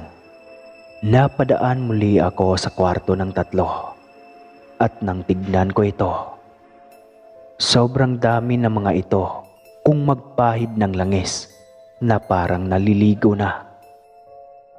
Bago pa ako lingunin ng mga ito, dumiretso na ako ng tingin dahil talaga namang kinikilabutan ako sa kilos ng tatlo. Nagpaalam na ako kay Gardo at nagpasalamat naman ito sa akin. Nasa kalagitnaan na ako ng paglalakad nang makarinig ako ng tawanan at hagikgikan ng mga dalaga. Nakakapagtataka dahil mag-isa lamang akong naglalakad. "Salamat sa paglilinis, Froy." Rinig ko. Kinakabahan ako noon dahil bukod sa wala akong nakikita, alam rin nila ang pangalan ko. Nang medyo malapit na ako sa aming bahay, hindi na ako nagdalawang isip na tumakbo. Bago pa man ako tuluyang makalapit, may naririnig na naman ako. "Froilan, hanapin mo kami. Hanapin mo kami. Kumain tayo ng baka."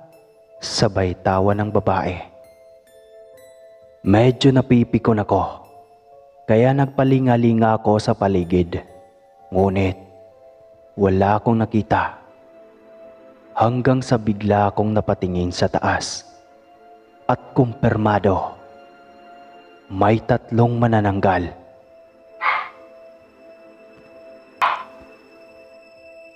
May tatlong manananggal. Lumulutang ito sa ere. May mahabang buhok at malademonyong itsura. Tumutulo pa sa mga bibig nito ang sariwang dugo, habang amoy maasim ang mga ito. Dahil sa takot, nagtatatakbo ako habang sinisigaw ko ang pangalan ng aking asawa. "Rina, may manananggal. Buksan mo ang pinto." Dali-dali namang binuksan ng aking asawa ang pinto at tumingin sa paligid. Nagalit ito sa akin dahil akala niya ay niloloko ko siya.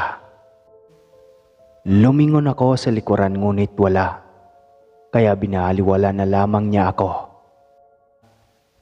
Papasok na sana ako sa pinto at isasara na nang may narinig ako ulit. "Bukas ulit, Froilan."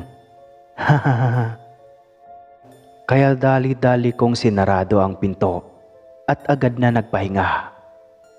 Kinabukasan, natatakot pa akong lumabas ng bahay kahit tirik na ang araw, sa pangambang baka may manananggal na naman. Ngunit nilakasan ko ang aking loob, kaya agad na bumangon at naghanda. Hindi ko na rin iniwan pa ang aking buntot paging may orasyon para may panlaban man lang ako sakaling sundan ako ulit. "O Froilan, mabuti andyan ka na.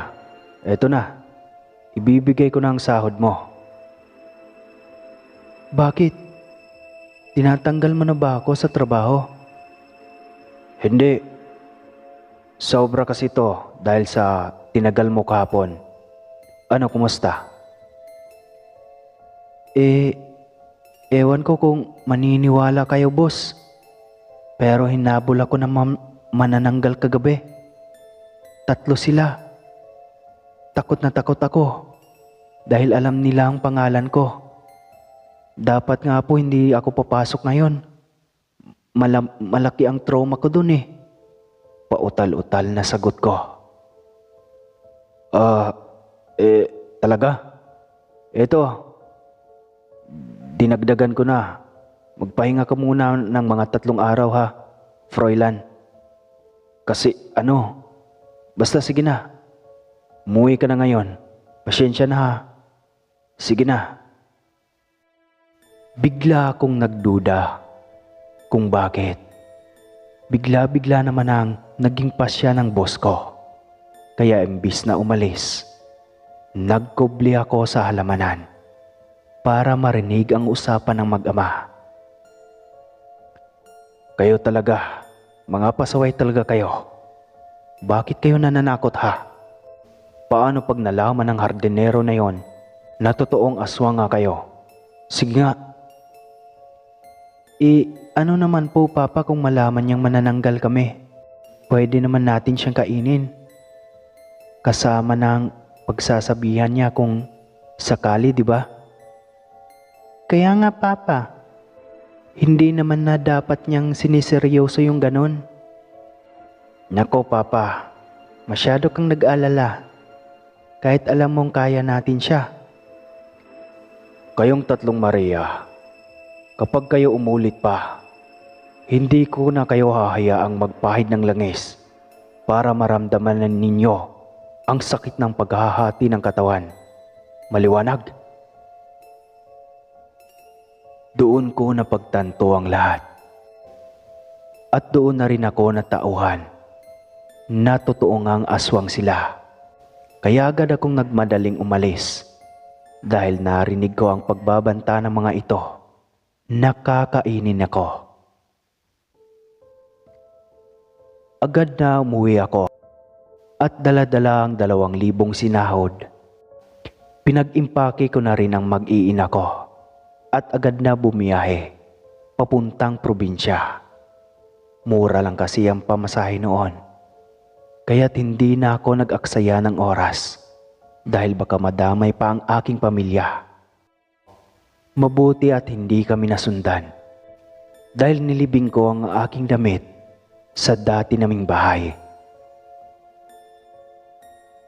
Sa ngayon po ay may sarili na akong lupain dahil sa sipag ko.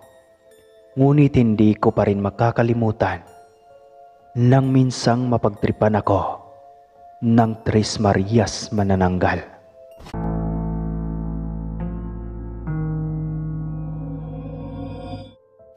Hindi ko alam kung sadyang napapaligiran lang ba talaga ako ng mga kababalaghan o coincidence lang ang mga nangyari. Sa dami kasi ng mga napuntahan kong lugar, palaging nasasabit sa akin ang salitang aswang. Tila ba ayaw akong lubayan at iwanan.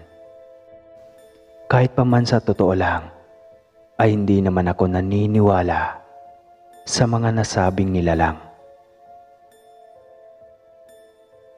Hello Sir Casper. May ibabahagi lang po akong kwento na noon ay hindi ko pinaniniwalaan. Pero nung mismong ako yung nakasaksi, masasabi kong totoo nga pala talaga sila. Ako si Aaron, isang engineer. Napupunta ako sa iba't ibang lugar, lalo na kapag may project na kailangan naming trabahuin. Kadalasang site na kailangan naming puntahan ay iyong mga probinsya na kailangang i-develop at gawa ng mga man-made lagoons, falls at kung ano-ano pa na maaaring makaakit sa mga mata ng dayuhan. Sa totoo lang, ay nakakatuwa ang aking trabaho. Marami akong nakikilalang iba't ibang mukha ng tao.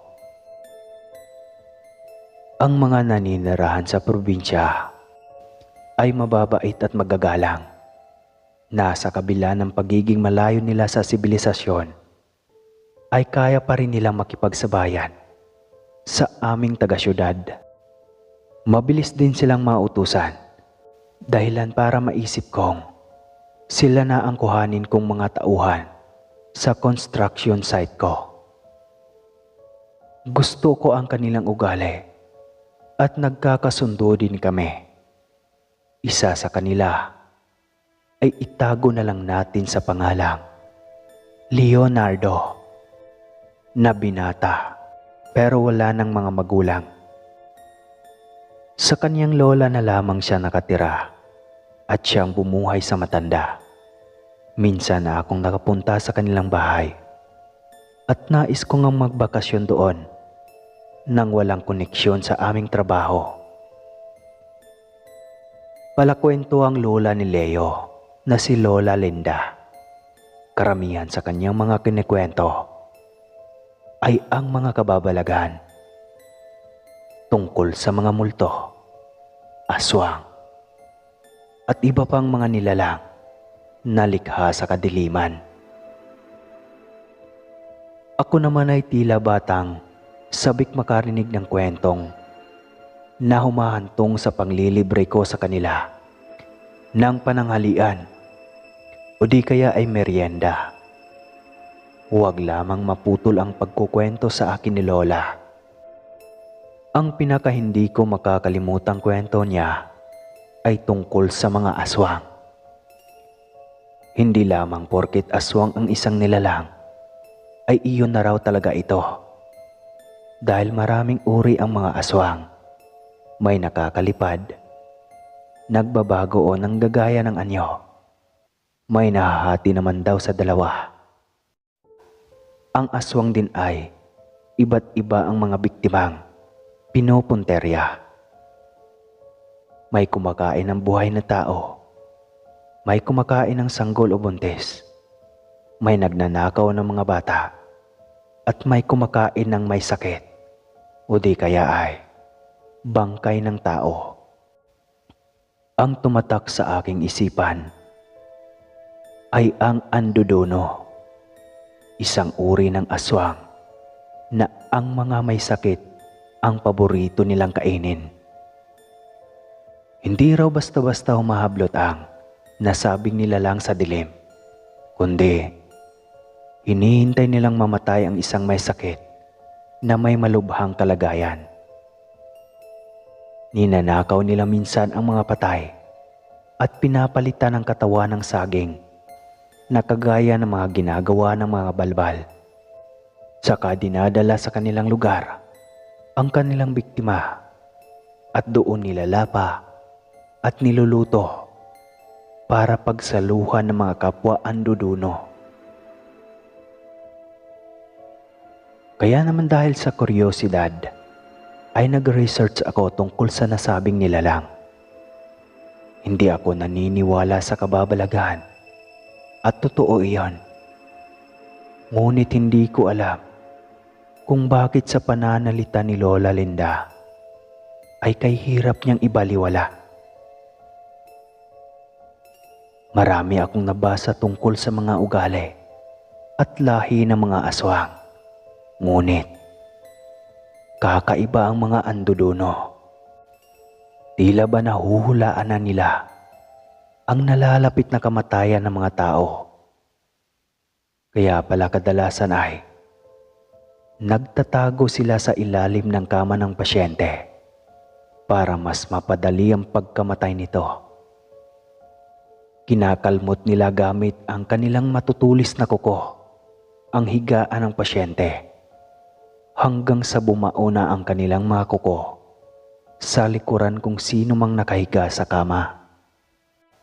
Dahan-dahan nilang nilalanghap ang mabango umanong amoy na tila amoy langka.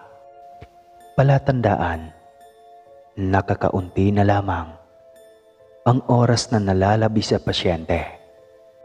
Kapag namatay na ito, ay tsaka nila lilinlangin ang mga kasama ng kawawang pasyente sa bahay para nakawin ang patay at didadaan nila iyon sa bintana. Kapag matagumpay na nila itong nailabas, ay aakyat sila sa bubong at doon lalabas ang kanilang malapaniking pakpak para lumipad na palayo sa bahay ng biktima. Minsan na nga raw nakakita si Lola ng anduduno, ngunit hindi siya sinaktan ng mga ito. Ang nais lang daw ng mga nasabing nilalang ay ang patay na katawan ng kanyang lola. Dahil bata pa si Lola Linda noon, ay hindi siya pinaniwalaan ng kanyang mga magulang. Natahimik lamang siya at hindi na muli pang nagsumbong tungkol sa nakita hanggang sa mailibing ang kanyang lola. Nasa totoo lang pala ay ang kaputol na katawan ng saging na lamang. Nalibang ako ng gusto sa mga kwento ni Lola Linda hanggang sa isang araw. Nabalitaan ko na lang na nagkasakit siyang bigla. Nanghihina si Lola at halos hindi na makagalaw pa sa kanyang higaan.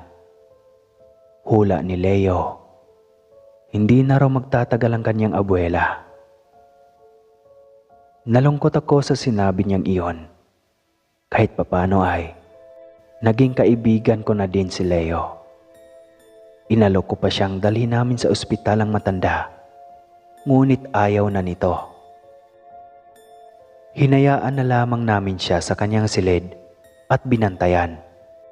Maging ako na siyang amo ni Leo ay nakikibantay sa kanyang lola dahil kahit papano ay may pinagsamahan naman kami na hindi ko makakalimutan.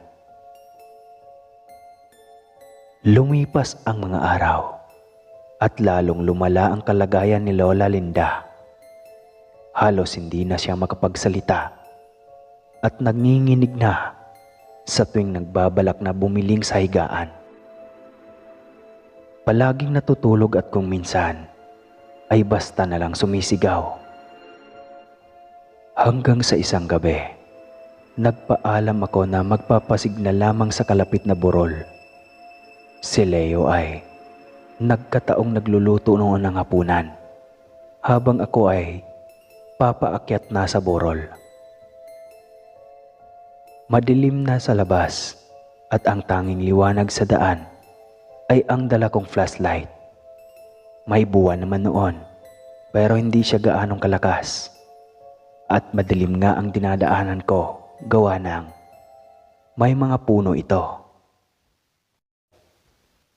Nung nandun ako sa burol, maayos akong nakasagap ng signal doon at medyo lumiliwanag na ang paligid dahil sa liwanag namang nagmumula sa buwan. Nakikita ko ang mga nangyayari sa ibaba, kagaya ng paglipad ng mga ibon, pagtakbo ng mga aso, at ang dahan-dahang paggapang ng nilalang na iyon na mula sa kasukalan. Nasa ibabang bahagi lang naman ng burol ang bahay ni Leo, kaya nakikita ko ang lahat ng nasa ibaba. Napangunot ang aking noo at napadungaw sa ibaba. Tila tao ang bulto niyon na may mahahabang buhok at mahahabang kamay pero maliliit na braso. Dahil sa kuryosidad ay tumayo ako at nagpasyang sundan ang nasabing nilalang. Tila papunta kasi ito sa bahay ni Leo. Sumagi tuloy sa aking isipan ang tungkol sa anduluno, kaya kinabahan ako. Baka si Lola Linda ang kanyang sadya. Kaya lalapit siya sa bahay ni Leo. Halos walang ingay akong humakbang at tinalunton ang daan pababa ng burol. Pinagpapawisan ako at kabadong gumapang na para ding aswang.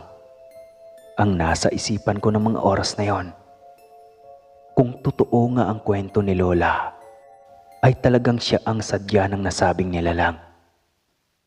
Hindi naman ako papayag na pakialaman niya ang matanda.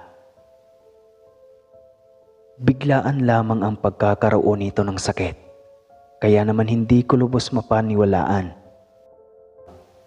Kailangan lang na sundan ko ang nilalang upang malaman kung talagang si Lola nga ba ang sadya niya o ibang tao.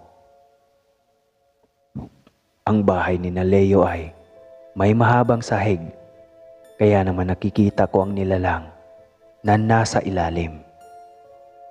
Sa tapat ng sahig na siyang silid ni Lola, doon siya nakaupo.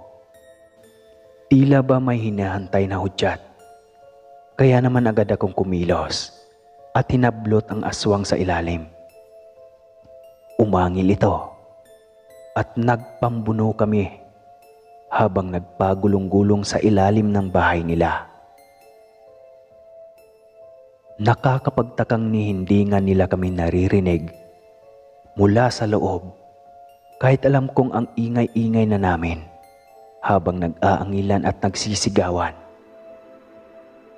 Napahiyo ako sa sakit nang kalmutin ako ng aswang sa braso. Pakiwari ko ay may mga maliliit na karayom na bumaon sa ilalim dahil sa labis na sakit. Nanginginig na ako habang nakikipagbuno hanggang sa mapatitig ako sa kanyang mga mata. Ang kanyang mga iris ay kagaya ng sa pusa. Dahan-dahan pa itong umisi na mas nagpatindi sa akin ng takot. Ngayon lang ako nakasagupa ng nilalang sa buong buhay ko, kaya naman inilabas ko ang aking lakas hanggang sa magawa ko siyang ibalya sa haligi. Kahit bahagya na siyang nasaktan ay sumisingot-singot pa rin siya sa paligid. Tingin ko sa kanya ay may naamoy siyang mabango na kay hirap iwanan. Kaya naman kinabahan ako para kay Lola Linda. Kahit nasaktan ako ay iniwan ko ang aswang sa labas, tsaka pagapang na pumasok ng kanilang bahay. Gulat na nakita ako ni Leo, lalo pa at napansin niya ang mga kalmot ko sa braso.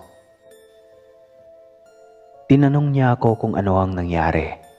Ngunit nagmuestra lamang ako na huwag maingay. Saka sinabihang bantayan niya ang kanyang lola. Ako naman ay nagtungo sa kusina at kumuha ng maraming asin para isaboy sa nilalang sa labas. Mas naging agresibo ang aswang matapos kong ihagis ang isang dakot ng asin. Kaya naman napuno ng kalmot ang dingding ng kanilang bahay. Iyon nga lang, kahit magwala pa siya sa labas ay hindi na rin naman siya makakapasok agad-agad dahil hindi naman siya banal na tao para makatuloy sa bahay nila Lola Linda na nakatikim ng bendisyon galing sa simbahan. Nanginginig akong napadasal at mariing napikit habang nagdadasal. Si Lola Linda naman ay biglang hiningal. Sumigaw si Leo at humingi ng tulong. Nang makita ko si Lola ay napatda ako at hindi nakapagsalita. Tingin ko sa kanya ay isdang iniahon sa tubig, naghahabol sa paghinga at halos magkulay puti na ang mga mata dahil sa labis na hirap. Napaiyak ako sa pagkakataong iyon. Ang tao pala ay maganda lamang tignan kapag malakas pa ang katawan. Pero kapag may edad na at may mga karamdaman, ay walang-wala na itong ikakaganda pa. Lalo na kapag malapit ng kunin ang Panginoon. Naisip ko, kung talagang gusto niyang kunin ang lola ni Leo, ay huwag na sana niya itong pahirapan pa dahil nakakaawa itong tignan. Iilang malalim na paghinga pa ang ginawa ni Lola Linda bago lumaylay ang kanyang liig, tanda ng paglisan nito sa kanyang katawan. Nang mapagtanto naming wala na talaga ang lola ni Leo, ay tila mga batang nag-iyakan kami hanggang sa mahimasmasan. Matamlay na ipinaalam ni Leo sa mga kamag-anak ang pagkamatay ni Lola Linda. Samantalang ako naman ang nagbabantay sa patay niyang katawan. Nasa labas pa rin ang aswang at alam kong naghahanap lang ng tiyempo para makuha ang katawan ni Lola Linda. Ngunit hindi ko iyon hahayaan. Binantayan ko siyang maigi habang nilalagyan ng mga dahon ng suha at tinik ng kalamansi ang paligid ng mga dingding at ilalim ng sahig. Iyon kasi ang pangontra sa mga aswang na natatandaan kong kinatatakutan nila. Kahit kasi may bendisyon na ang bahay nila lola, ay hindi naman ibig sabihin na hindi na makakapasok ang mga aswang at makalapit sa kanya. May kapangyarihan silang saglit na sumilip sa bangkay at magawa ng paraan para manakaw ito. Kaya naman naging alerto ako sa lahat ng mga posibleng pasukan niya. Nang makarating na si Leo, ay abot-abot ang kanyang pasasalamat sa akin. Sinagot ko ang gastusin sa pagpapalibing kay Lola Linda at sa mga nagamit sa lamay. Nalungkot siya dahil mag-isa na lang si Leo at wala nang mapupuntahan.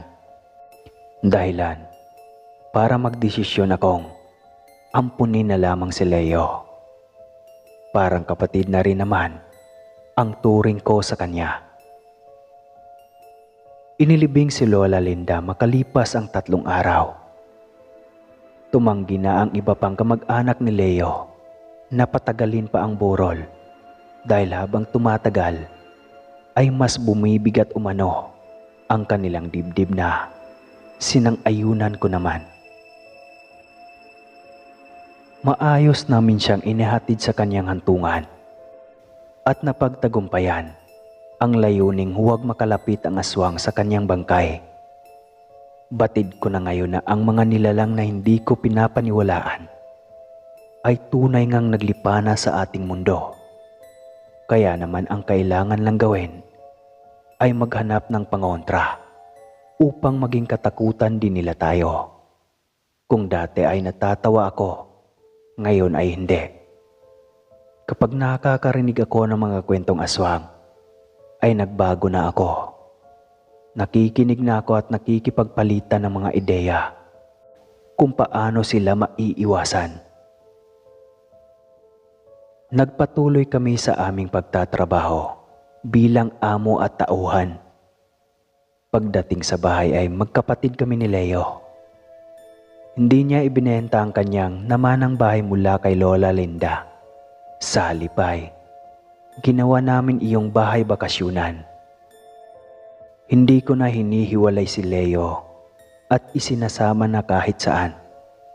Nasa Maynila kami nang maalala ni Leo na kailangan naming umuwi ng probinsya. Mag-iisang linggo pa lamang noong naiilibing si Lola Linda, kaya naman sumang-ayon ako. Bumiyahe kami gamit ang aking kotse at dumiretso sa bahay nila Lola. Kinabukasan ay ipapablessing namin ang puntod ni Lola. Ewan ko ba kung bakit kinakabahan ako ng mga oras na iyon. Kaya hinayaan ko muna si Leo na mag-asikaso sa lahat. Nagpaalam muna ako sa kanya na magpapahangin lang habang maglalakad-lakad. Hanggang sa hindi ko namalayang nakarating ang aking mga paa sa sementeryo. Nag-aagaw na ang liwanag at dilim, ngunit may iilang ilaw naman sa loob. Kaya nagpasya akong puntahan ang libingan ni Lola Linda. Habang papalapit ako ng papalapit, ay papalakas naman ang kabog sa aking dibdib. Tila may natatanaw din akong nakaluhod sa harapan ng kanyang puntod. Kaya naisip kong baka may mga kakilala din si Lola na dumadalaw ng ganitong oras. Ngunit nang mapalapit ako ay nakita ko ng mas malinaw ang dumalaw sa kanya ng mga oras na iyon. Hindi dumalaw ang babae, kundi kinukubkob ang kanyang libingan. Gumapang bigla ang kilabot sa aking tenga, pababa ng buong katawan ko. Habang tinititigan ko ang aswang, ay nanginginig na namulagat ako. Naalala ko ang kanyang bulto. Siya ang sumugod sa bahay nila Lola Nang gabing mamatay ang matanda, napalahod ako at nanginig na napaatras. Wala rin palang silbi ang pagbabantay ko noon. Ang libing ni Lola ay kinubkob at marahil nilalantakan na pala ang kanyang mga lamang loob. Naiiyak na umaatras ako paalis sa lugar na iyon. Wala akong nagawa, kundi ang malungkot na sabihin ang nakita ko sa kanyang apong si Leo. Ang lalaki ay napaiyak. Tunay ngang kay bagsik ng andudunong aswang. Kahit palabantayan mo ang burol nito, ay babalik ang nilalang sa puntod para makuha ang bangkay na nais nitong lantakan. Hanggang dito na lang po. Salamat po sa lahat ng nakikinig. Muli po, Aaron ng Tarlac.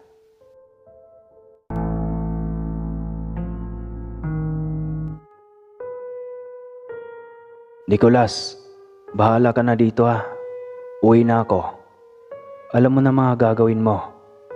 Pagbibili ni Douglas sa kanyang staff na magjuduty ng panggabi. Kape sir, ingat po kayo sa pag-uwi. Sagot naman ni Nicolas sa kanyang supervisor na pinapasukang convenience store. Baguhan lamang sa kanyang trabaho ang binata at ito ang kauna-unahang sasabak ito sa panggabing duty. Mas relax ang trabahong panggabi dahil bibihira na ang mga customer pagsapit ng hating gabi. Hindi naman din kasi ganoong karaming establishmento sa kanilang lokasyon. Kumbaga karamihan ng mga bumibili rito ay mga napadaan lang din. Masaya si Nicolas na mararanasan niya sa wakas ang magtrabaho ng tahimik na gabi. Kapag umaga kasi ay napakaraming customer kaya sobrang busy ng kanyang duty.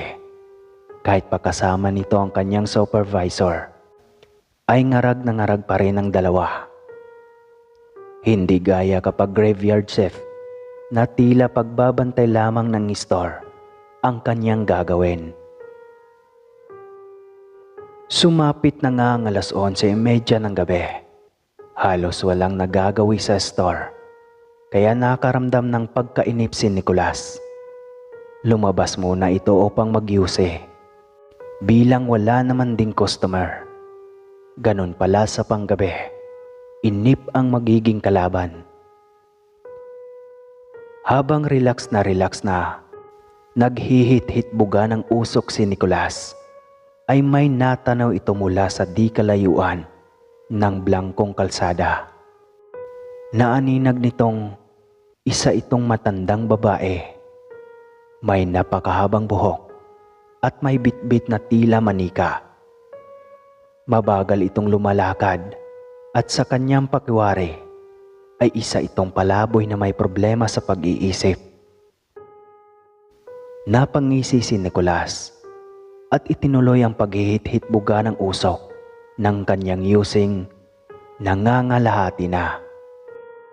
Di nagtagal ay umikli na lamang ang distansya sa pagitan niya at ng matandang palaboy. At napansin itong nakangiti iyon habang nakatitig sa kanya.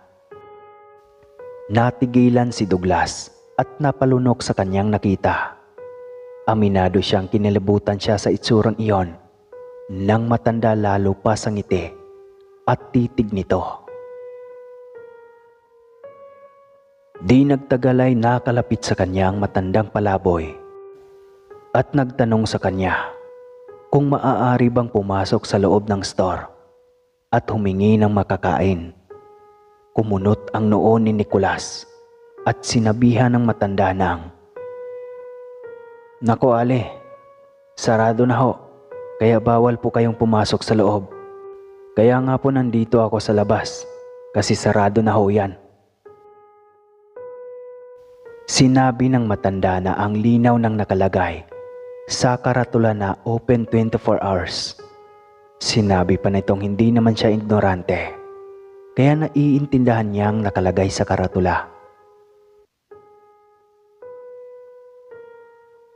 Nakaramdam ng pagkainsulto si Nicolas, kaya mataas ang boses nitong sinagot ang matanda ng, "Ale, umalis na ho kayo dito. Kung di mapipilitan akong gawin ang lahat, maitaboy lang po kayo. Hindi niyo po gugustuhin yon. Tama po ba?" Padabog na pananalita ng lalaki, ngunit ang matanda, at sinabihan niya itong, "Bakit? Bakit hindi mo subukan?" Tuluyang nainis si Nicolas at dumampot ito ng isang bato na nakakalat sa kalsada at akmang babatuhin ng matanda. Ngunit tinanawan lang siya nito at sa kadahan-dahang tumalikod at naglakad papalayo. Padabog namang pumasok ng store ang galit na si Nicolas. Sumapit na ang alauna ng umaga. Wala pa rin ni isang customer na pumapasok sa store. Inip na ang binata sa katahimikan ng gabi hanggang sa natanaw niya mula sa kanyang kinalalagyan ang madilim na parte ng kabilang kalsada na may isang pamilyar na imahe. Hindi nito maunawaan ang kanyang nararamdaman. Nanlamig siya at kinilabutan. Nakita niya ang isang taong nakatayo sa dilim habang may hawak na manika. Ang matandang kanyang itinaboy.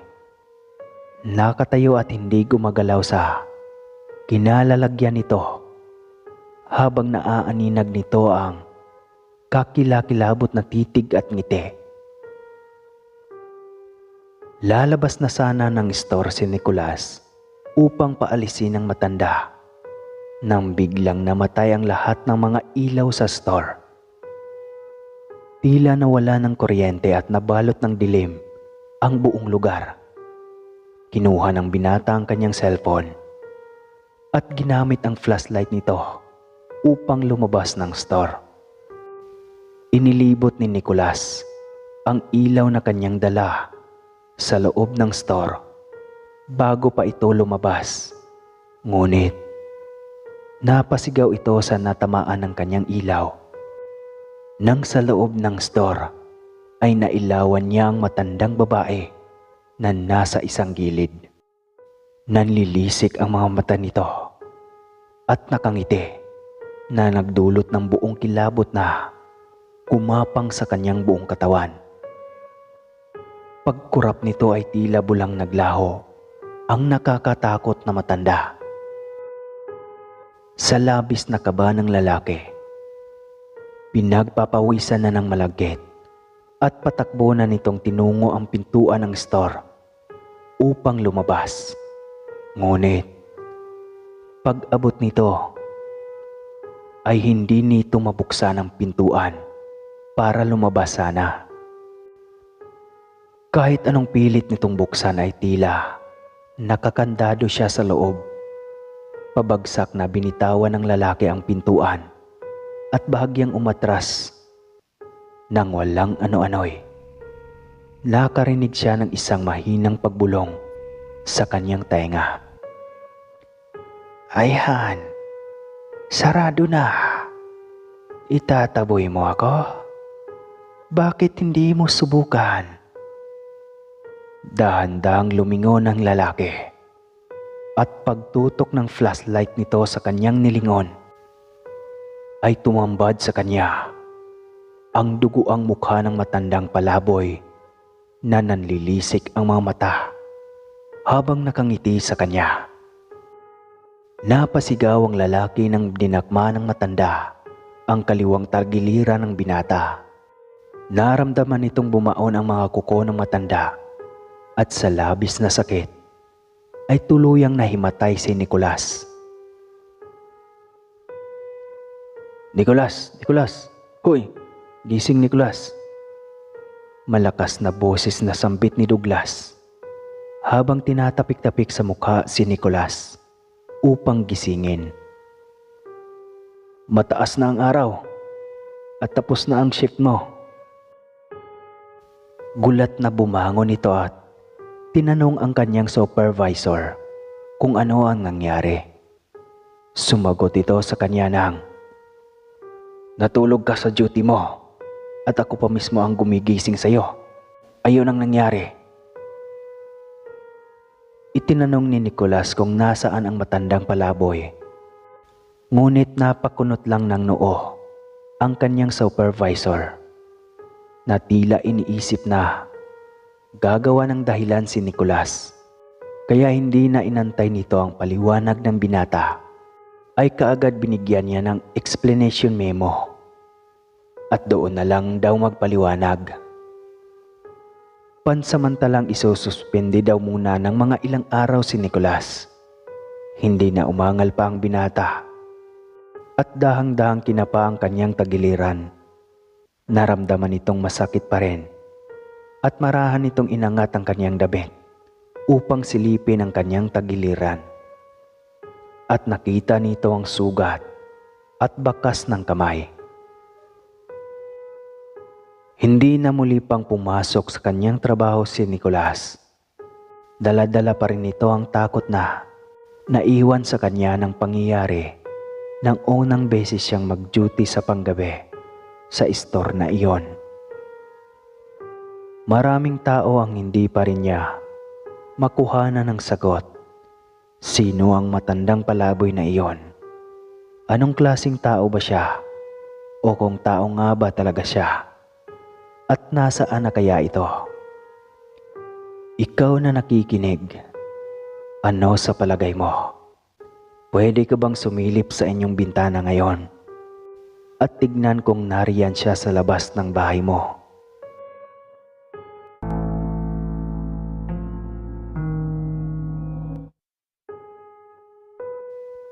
Mapagpalang araw, Sir Casper.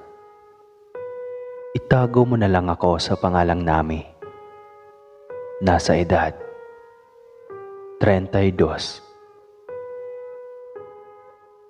Ang kwentong ibabahagi ko sa inyo ay nangyari po ito taong 2001 sa lugar po ng Antique. Noon dito sa aming lugar, napapalibutan ng mga talahiban at mga palayan. Nakagitna ang aming mga bahay sa talahiban. 3 kaming magkakapitbahay na magkakahilera sa unahan at 4 naman na bahay sa likuran namin. Para makalabasan nagtataas ang damo, kailangan pang maglakad ng 5 o kaya 7 minuto sa isang direksyong daanan. Sa tapat noon ay kalsada na. Ang bahay pa namin noon ay kubo lang. Nakaangat pa ito sa lupa. Purong gawa sa kawayan yung bahay namin. Yung bubong naman, gawa na sa yero noon. Ngunit walang kisame. 7 kami sa aming bahay. Si Lola, Mama, si Papa, at kaming 4 na magkakapatid. Si Lola ng mga panahong iyon ay sobrang tanda na. Nakaratay na lang ito sa kanyang higaan. Alagain na rin at sakitin. Kami ng mga kapatid ko ang nag-aasikaso kay Lola. Nung maliliit rin kasi kami, si Lola ang nag-aasikaso sa amin. Kaya oras na para gumante. Tulong-tulong kami palagi sa pagpapaligo, pagpapakain, pagbibihis, pagpupunas, at maging paglilinis ng kanyang dumi at ihi. Lalo naman kapag sinumpong si Lola ng pagkamaarte, tuwing 6:00 ng gabi. Iiyak ito ng iiyak, tapos madaming gustong kuhain. Ang lagi nitong pinapakuha sa amin, yung paborito niyang manika. Luma na yon. Palagi niya itong kinakausap at tinatawag niya itong Elesa. Ayon kasi yung bunso niyang anak na namatay na. Yun daw yung ginawa niyang manika noon para kay Tia Elesa. Dahil nga sobrang dalas na magkasakit ni Lola, mas lalo pa kaming naging alerto sa pagbabantay sa kanya. Baka kasi kung anong gawin nito kapag iniwanan namin, alam niyo na, mahirap na pag mga matatanda. At likas naman sa mga tatay namin, syempre, manginginom. Si Papa kung minsan, nagdadala ng mga katrabaho niya sa bahay. Tapos sa labas sila nag-iinuman. Sa dami ng dinala ni Papa na kainuman, iisa lang talaga doon, yung may napansin akong kakaiba. Isang hapon noon, kakauwi lang ni Papa galing sa pinaggagawaan nilang bahay. May mga kasama siyang kalalakihan. Siyam sila noon sa pagkakaalala ko. Pamilyar na sa akin halos ang lahat ng iyon. Kaso, sa puntong ito, yung isa, parang may iba sa kanya. At hindi ko talaga maiiwasang magduda nito kasi nga, parang kakaiba siya para sa akin. Werdo kasi ito kung kumilos. Parang laging may iniiwasan. Pag kinakausap din nila ito Papa, nakayuko lang ito. Sumasagot naman pero hindi lumilingon. Nasa labas kami ng mga oras na yon, kasama ang mga kapatid ko noon at naglalaro. Maya-maya lang, nagsimula ng mag-inuman sila Papa, kaya mas naging maingay yung kwentuhan nila.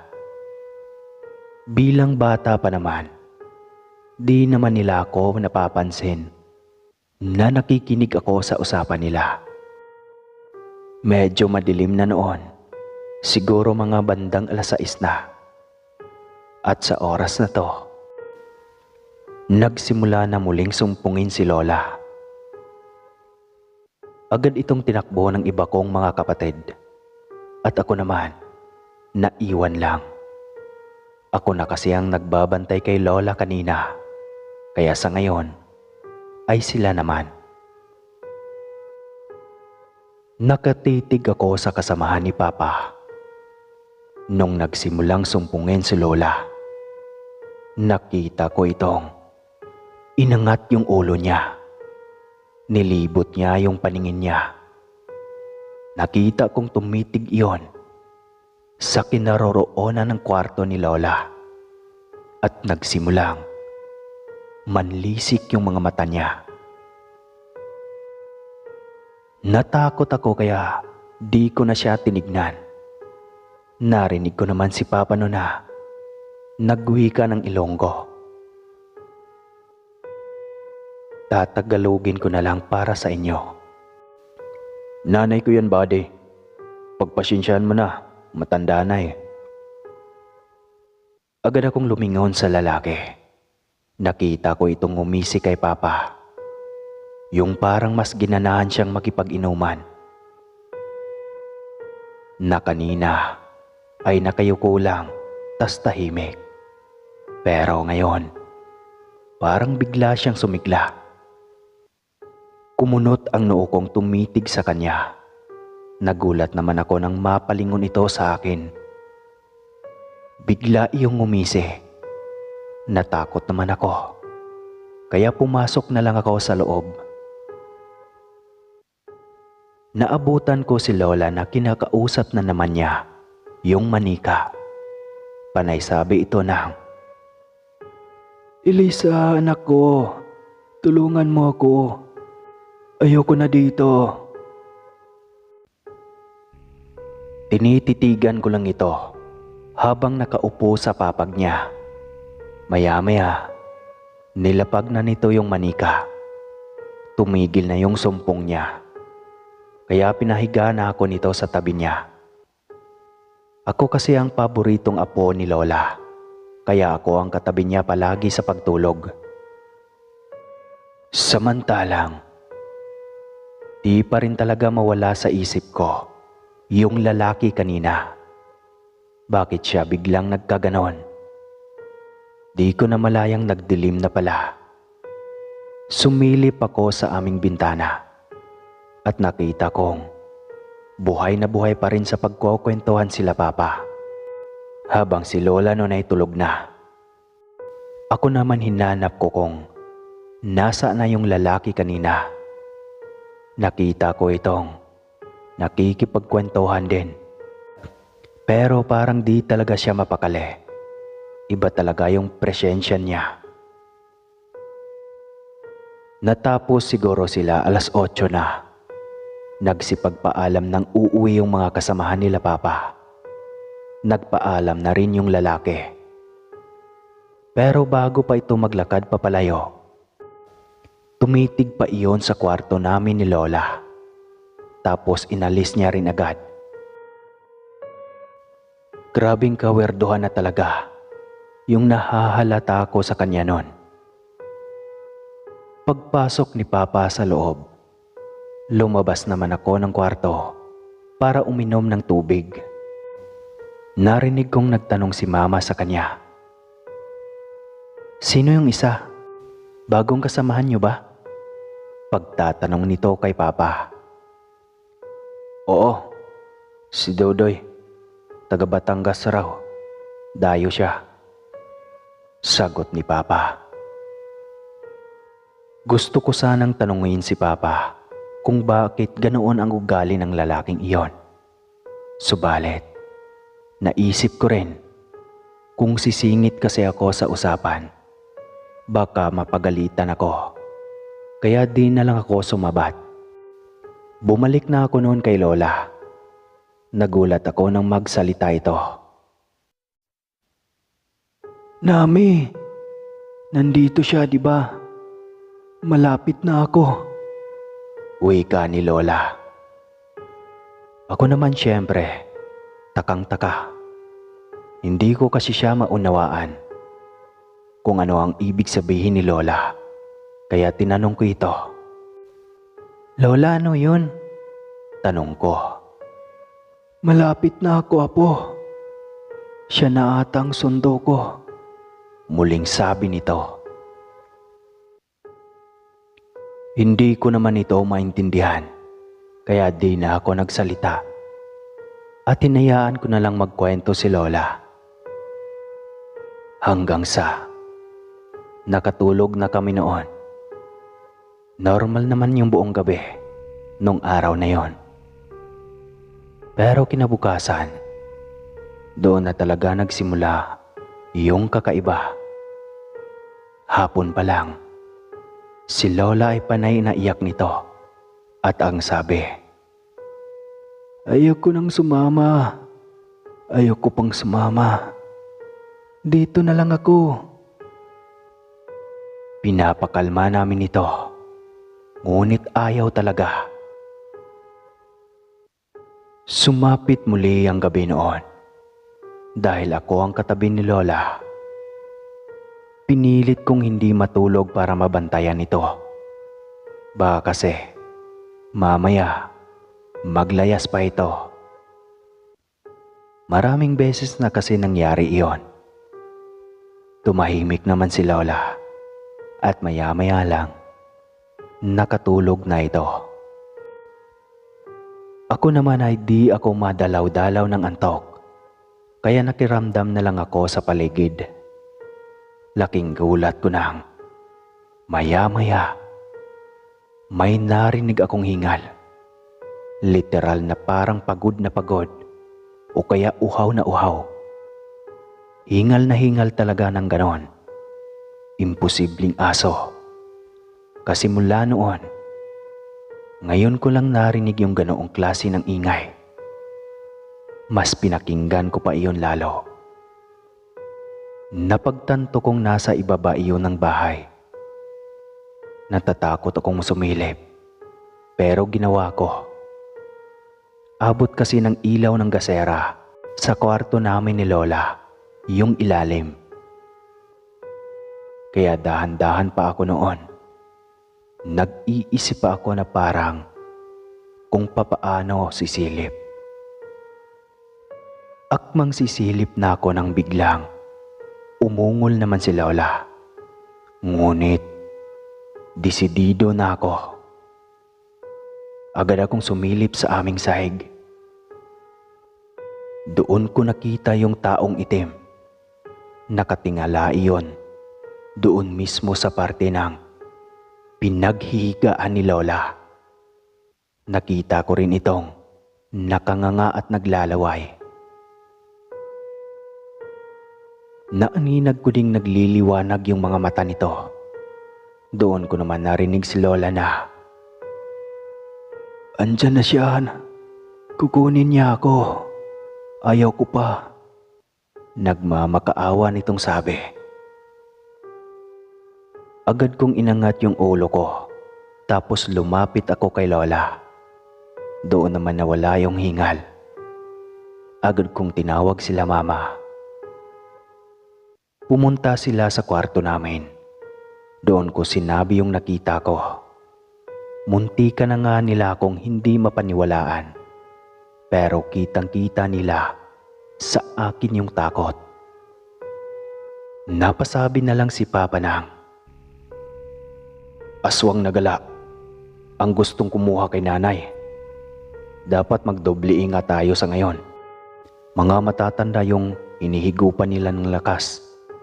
Kaya ikaw nami, mainam at gising ka. Dahil kung hindi, baka napano si nanay." Wika ni Papa noon. Pinapatulog na ako ni Papa at sila na daw ang magbabantay kay Lola. Kinabukasan, di pa rin ako makapaniwala. Kaya hindi na muna ako ang pinagbantay kay Lola. Lumipas ang mga araw. Laking tuwa naman namin dahil wala na muling nagparamdam. Kaya bumalik na ako sa aking pwesto sa tabi ni Lola. Hanggang sa araw ng linggo. Siyempre, inuman. Sila-sila ulit ang kasama at yung misteryosong lalaki. Ang tagal nilang nag-iinuman. Doon ko napag-alamang birthday pala nung isang kasamahan nila. Inabot na nga siguro sila ng 10:00 na ng gabi. Lasing na nga sila. Kaysa pauwiin, doon na sila pinatulog ni Papa. Di ko maintindihan pero kapag nakikita ko talaga yung kasamahan ni Papa, kinakabahan ako. Lalo nung nagkatitigan kami. Kinikilabutan talaga ako ng sobra. Yung pakiramdam na parang nagkita na kami. Ganon siya. Di ko maipaliwanag. Tsaka siya lang kasi yung buhay na buhay nun. Yung iba kasing kasamahan ni Papa, nanghihina na. Tapos nagsusuka pa yung iba. Pumasok na ako noon sa kwarto ni Lola dahil 10 oras na ng gabi. Kaya agad akong dinalaw ng antok. Sobrang himbing at napakasarap ng tulog ko ng mga oras na yon. Malamig kasi ang simoy ng hangin. At talagang napakaganda ng panahon. Maliwanag ang buwan. Kaya sobrang sarap matulog. Naalimpungatan ako sa ungol ni Lola. Siguro bandang 3:00 na ng madaling araw. Alam niyo yung ungol na parang sinasakal. Yung parang pinapahirapan. Gusto kong magpanik noon pero wala. Di ko maintindihan. Kasi di talaga ako makagalaw. Parang may kumukontrol sa akin. Sinubukan kong igalaw yung mga daliri ko sa paa. Pinilit ko talaga hanggang sa nakagalaw ako. Nagdadalawang isip pa nga ako kung lilingon ako kay Lola o hindi. Kasi ramdam ko may iba kaming kasama. Pero palala ng palala yung pag-agaw hinga ni Lola, kaya agad akong lumingon. Siyang pagkagulat ko nang makita ko yung taong itim na nakita ko sa ilalim ng bahay namin nung nakaraang gabi. Nakasakal yon kay Lola. Nakanganga pa nga. Di ko siya gaanong maaninag. Di na ako nakapagpigil. Napasigaw ako ng sobrang lakas. Parang nagulat yung nilalang sa akin. Nagulat naman ako nung tumalon iyon sa bintana. Di ko na yon sinundan ng tingin. Si Lola kasi, hirap na nang huminga. Agad pumasok sila mama sa loob. Tapos nanginginig kong sinabi ang lahat. Doon naman hinanap nila Papa, yung taong itim sa labas. Si Mama naman, sapo-sapo yung ulo ni Lola. Di ko nga maisip kung anong nangyari noon. Kasi nagweka si Lola ng, "Bakit di niyo ako binantayan? Kukunin niya ako." Wika nito habang naghahabol ng hininga. At kalaunan, nawala ng malay. Siyempre, nagpanik kami noon. Kasi baka may mangyaring masama kay Lola. Agad tumawag ng masasakyan yung kapatid ko. Tapos dinala nila si Lola sa ospital. Ako naman ay naiwan sa bahay kasama ng isa ko pang kapatid kasi nangangatog ako. Di ako makapaniwala nang nakakita ako ng ganoon ng harap-harapan. Sila Papa, bumalik na at di na daw nila nahabol. Nagtaka sila kasi wala na yung isa nilang kasama, yung misteryosong lalaki. Hinanap nila iyon. Nung nagpunta sila sa bandang kusina, doon nila nakita yung tsinelas, pati damit nun. Kumpirmado, siya yung aswang. Galit na galit si Papa noon. Tinugis nila sa bahay yung lalaki. Kaso pagdating raw nila, walang tao. Wala daw silang nagawa, kaya umuwi na lang. At nag-antay ng tawag mula kay Mama. Kinabukasan, umuwi na sila Mama. Pero wala si Lola. Napatanong kami noon. Dala-dala pala ni Mama ang malungkot na balita. Si Lola raw, wala na. Sabi daw ng doktor, naubos daw yung dugo ni Lola. Putlang-putla daw ito. Nasa embalsamador na daw si Lola. Iyak kami ng iyak noon, pero wala kaming pagpipilian kundi tanggapin na lamang ang mga nangyari. Pero ang di namin matanggap, yung ginawa ng aswang kay Lola. Alam ni Papa na babalik pa yung aswang sa burol ni Lola kasi hindi iyon titigil hanggat di niya nakukuha si Lola. Kaya pinaghahandaan nila iyon. 6:00 ng gabi, dumating na yung bangkay ni Lola. Emosyonal kaming lahat. Marami ring nalungkot sa pagkawala ni Lola. Kaya may ilan-ilan ring nakiramay nung gabi na yon. Di ako makapaniwala kasi parang ang bilis ng pangyayari. 8:00 na ng gabi, doon na lumapit yung mga kalalakihan sa kabaong ni Lola. Sa labas lang kasi kami nagborol sa kadahilanang hindi kasya sa kubo namin. Todo bantay sila noon kasi inarkila lang pati yung mga ilaw. Anumang oras, pupwedeng mamatay iyon. Kasama ako noon sa labas kasi ako ang tagabigay ng biskwit at hindi sa mga nakikiramay. Bandang 10:00, sa di inasahan, namatay nga iyong ilaw. Gasera na lang talaga ang inaasahan namin noon. Nakaupo ako sa tapat ng kabaong ni Lola habang yung mga kasamahan ni Papa nasa gilid lang at naninigarilyo. Dahil nga medyo malalim na ang gabi, kakaunti na lamang ang mga nakikiramay. Di rin nagtagal, kami-kami na lang ulit ang nandoon. Nagpaalam sila Papa na bibili muna sila ng alak para malibang sila sa pagbabantay. Ako at si Mama ang naiwan sa kabaong ni Lola. Sandali lang namang nakakarating sila Papa kasi nasa 30 hakbang lang nandoon na sila sa tindahan. Habang nagbabantay kami ni Mama, napakatahimik. Puro huni ng kuliglig lang talaga. Tapos napakalakas ng simoy ng hangin. Maya-maya, biglang naging maalinsangan yung paligid. Alam niyo yung parang nagbago agad-agad yung panahon. Sabay naman nun yung pag-alingasaw ng napakabahong amoy. Parang basura, tapos malansa. Ganun yung naamoy namin. Napadasal na lang si Mama ng mga oras na yon. Nagtataka kami.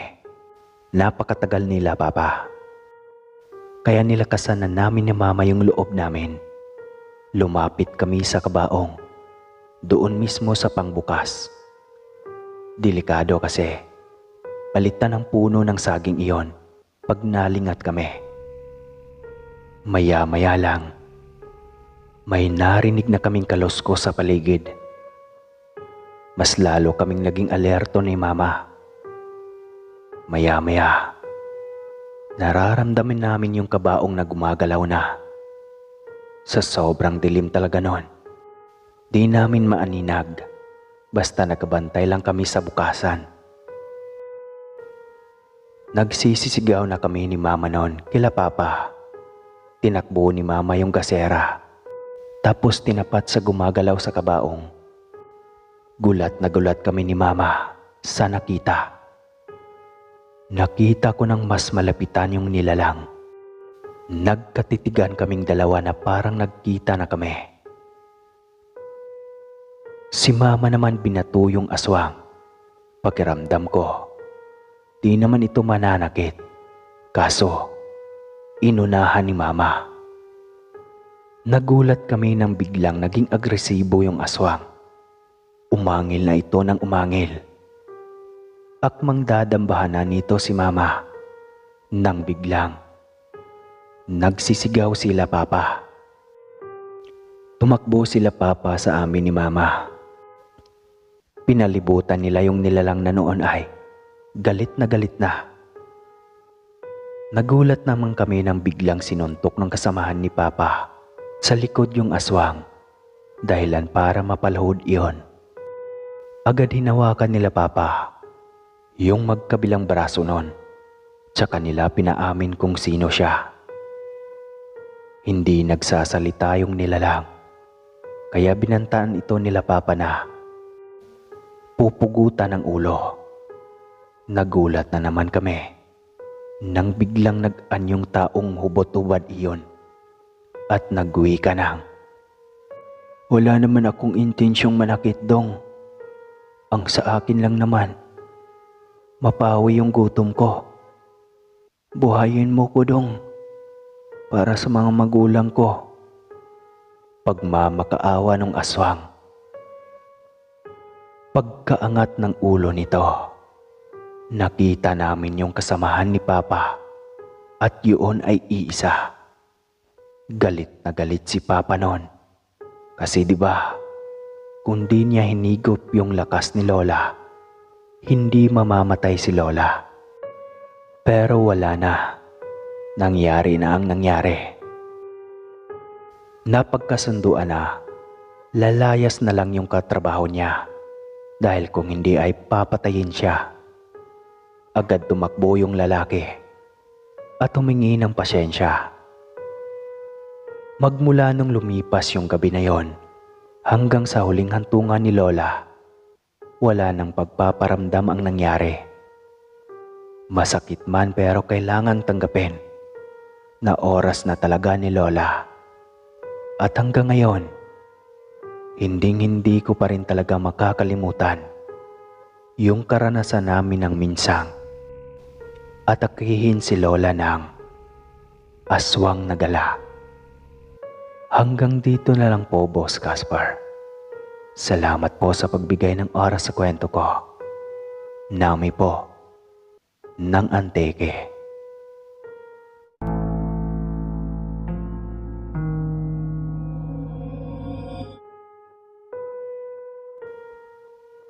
Mapagpalang araw, Sir Caspar. Itago niyo na lang ako sa pangalang Berto. Nasa edad 50. Ang aking kwentong ibabahagi sa inyo ay nangyari ito noong taong 1996. Naganap ang tagpong ito sa lugar ng Manghuyod, Negros Oriental. Noong ako ay binata pa lamang, nasanay na ako sa pagpunta sa tabing dagat para magpahangin. Para kasi sa akin, ay ang baybayin lamang ang nakakapagpakalma ng aking sarili kapag ako ay nalulungkot. Hindi ko itatangging nagmula ako sa magulong pamilya. Ang aking ama ay isang sugarol, samantalang nagtitinda ng mga gulay sa merkado ng Bais ang aking ina. Madalas magkaroon ng away sa bahay namin dahil sa pera. Si Papa kasi, hirap na nga kami sa buhay ay ipinansusugal pa niya ang perang kinita ni Mama sa halip na ibili ng pagkain at tumulong. Kaya naman kahit ako ay nakikisagot na sa aking ama dahil nagkakaedad na nga siya, ay puro pasakit na lang ang ibinibigay niya sa amin. Minsan nga ay pinagbubuhatan pa niya ng kamay ang aking mama. Kaya naman naitulak ko siya dahil sa sobrang galit. Balik tayo sa mga kapanahonang ako'y hindi pa mulat sa mundong ibabaw. O sa madaling sabi, may isip na pero hindi pa masyadong maintindihan ang mga bagay-bagay. Noong bata pa lamang ako ay nakatikim ako ng palo at suntok mula sa aking ama.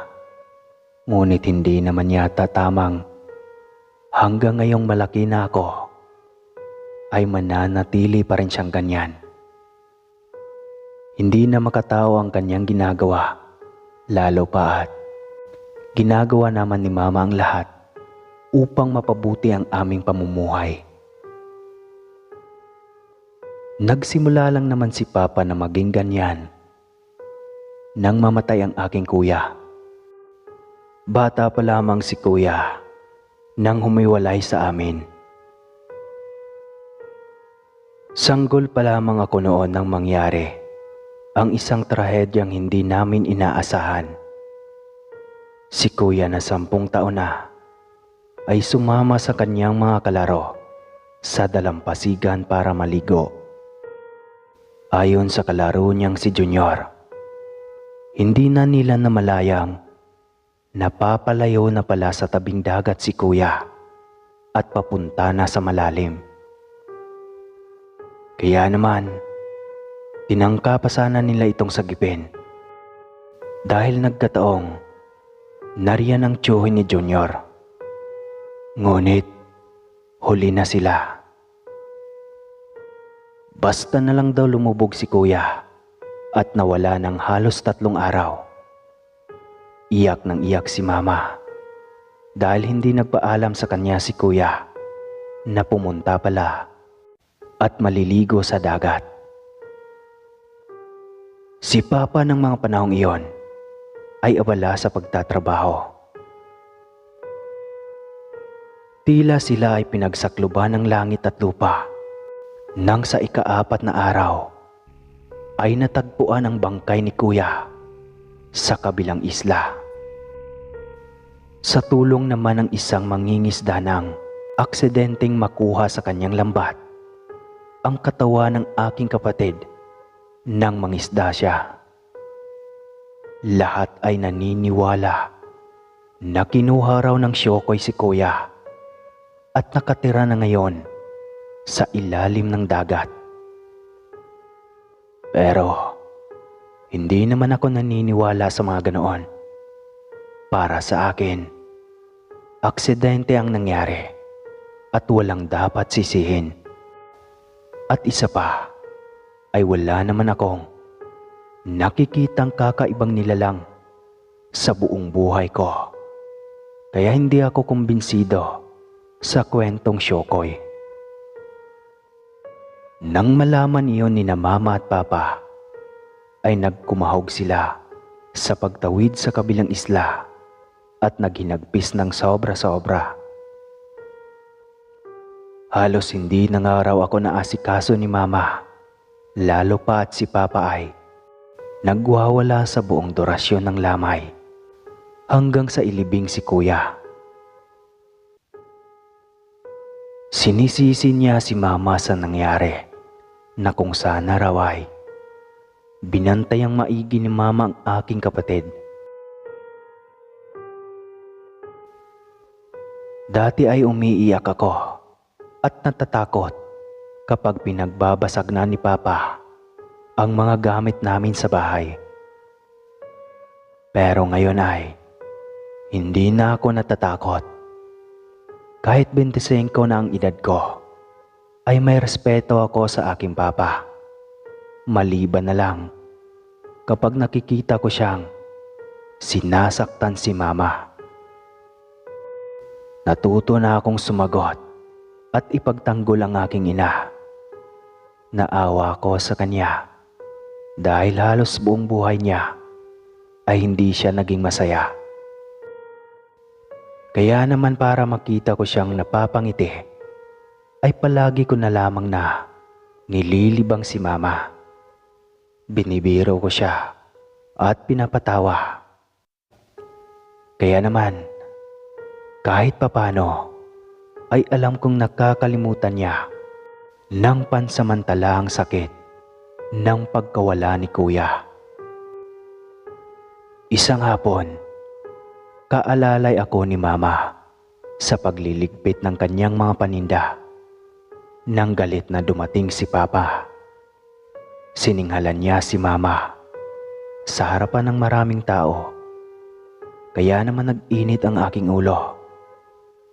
Gigil na tinulak ko si Papa nang balak na naman sana niyang pagbuhatan ng kamay si Mama. Kahit nakakahiya dahil maraming tao ay sinagot-sagot ko si Papa at hindi ko na pinansin ang mga taong nakikiusyoso sa aming kaguluhan. Hanggang sa may tumawag na ng pulis at humingi ng tulong. Kahit lasing si Papa ay gustong-gusto pa niya na maging agaw atensyon. Kaya naman hindi na ako nakapiyok pa nang may dumating na 2 pulis at damputin siya para dalhin sa presento. Hindi lang panggugulo sa palengke ang inerereklamo sa kanya, kundi nagwala na din pala ito sa harapan ng eskwelahan habang tinatakot ang mga papauwing estudyante. Kinakausap ko si Mama at hinayaang manatili sa kulungan si Papa para magtanda. Masyado na akong nasasaktan sa kanyang mga pinagdadaanan. Kaya hahayaan na lang muna namin na mangyari ang dapat mangyari. Pasalamat nga kami at hindi na kami pinagmulta sa palengke nang mag-amok si Papa. Nang gabing iyon ay ibinuhos ko ang sama ng loob sa pamamagitan ng pagpapahangin sa dalampasigan. Hindi ako umiyak, pero nalulungkot ako. Tahimik akong iniisip ang mga kamalasang dumating sa buhay namin. Nang may mahagip akong kulay puting tela sa may dulo ng buhangin kung saan ako nakasalampak. Naningkit ang aking mga mata sa pagsisikap na makita ng malinaw kung ano iyon. Napagtanto kong babae palang nakita kong bulto at nakabistida ng kulay puting bulaklakin at abot hanggang sakong.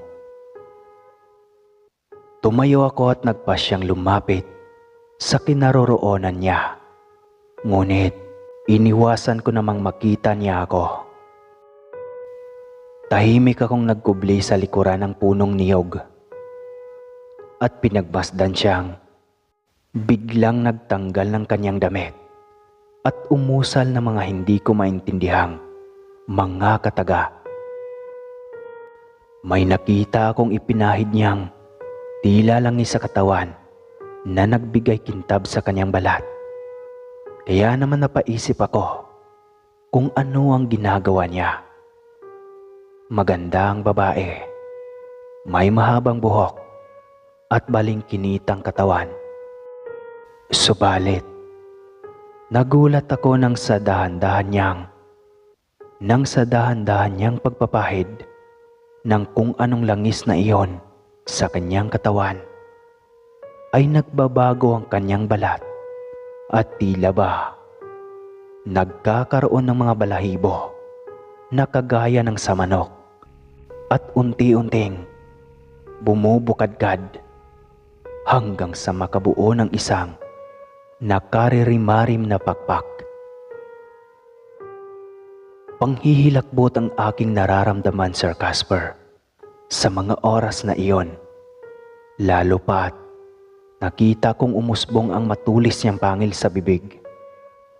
Napaatras ako at akma na sanang tatakbo. Ngunit hindi pa pala siya natatapos sa pagbabagong anyo. Ang kanyang mga ugat sa katawan ay tila ba nagsiputulan at naglagutan ang kanyang mga buto, tsaka dahan-dahan itong nahati sa dalawa.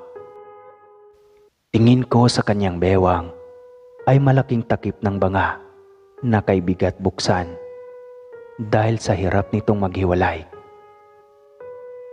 Nang ikampay ng babaeng nagbago ng anyo ang kanyang mga pakpak, ay tuluyan na itong umangat sa ere hanggang sa sumabay siya sa ihip ng hangin at nawala sa kadiliman.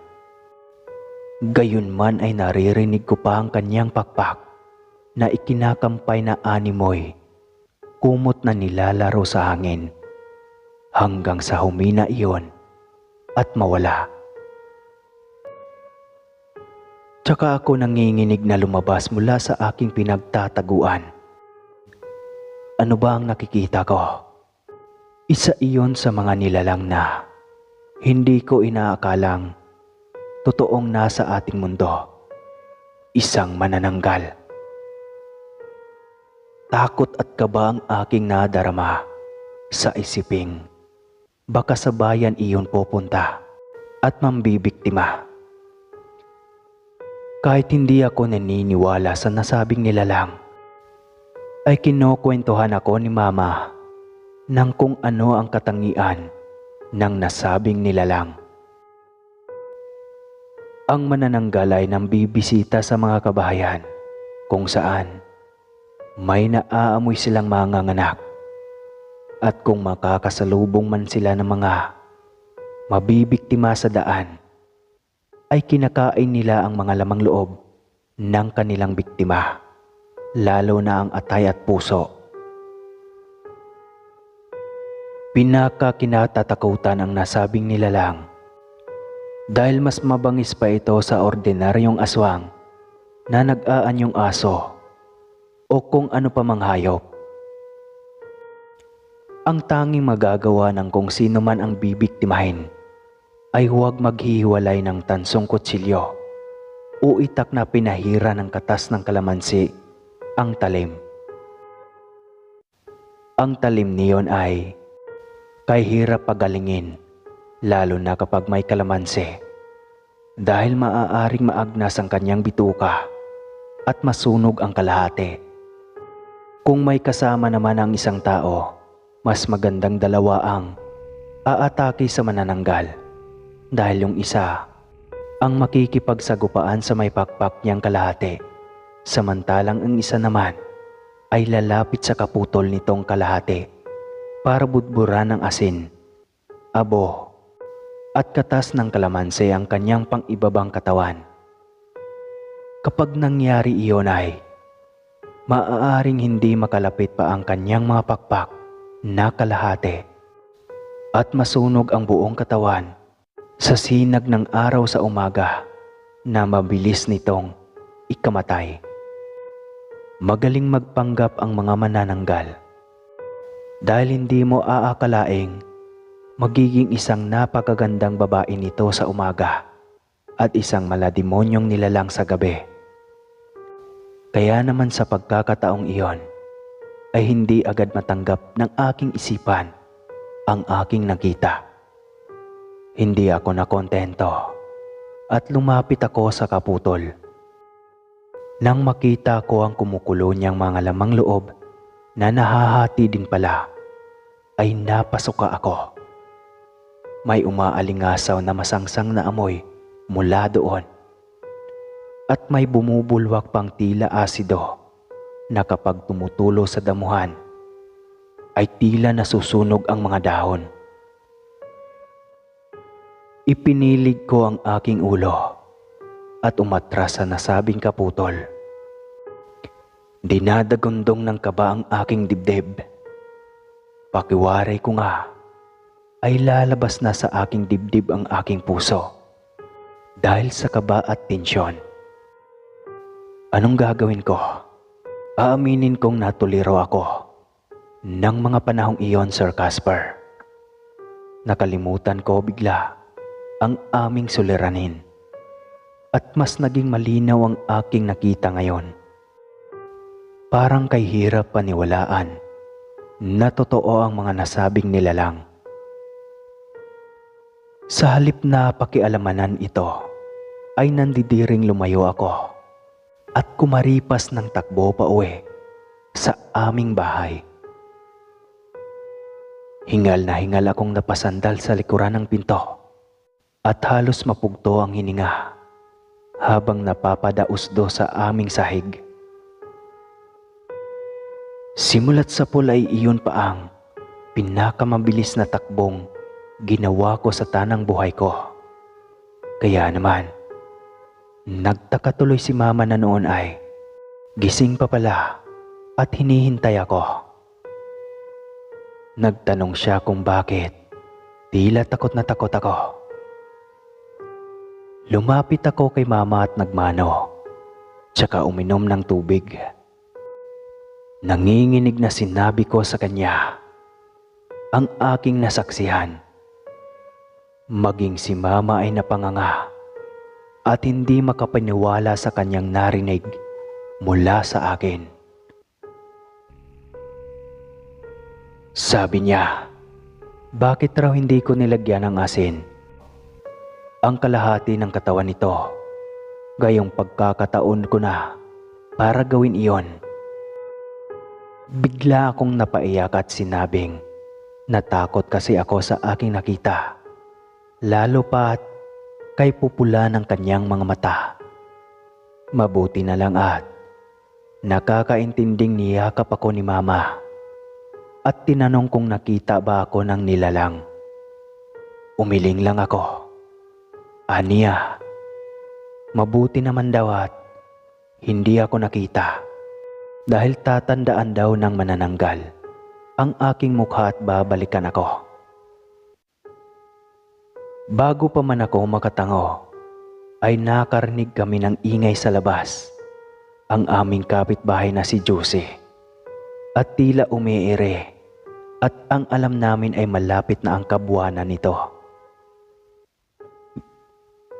Agad kaming lumabas ni Mama at dinaluhan ang aming kapitbahay. Nakita ko sa labas ng kanilang tahanan ang asawa niyang si Richard at iwan na siwas ang hawak na itak sa kadiliman. Tinanong siya ni Mama kung ano ang nangyari. Kaya nagulat ako nang sabihin ni Richard na may nilalang daw na sumampa sa kanilang bubong at muntikan ng inaswang si Josie. Nang makarinig kami ng mga kampay ng pakpak na animo, lumilipad na kumot, ay nagkagulo na ang lahat.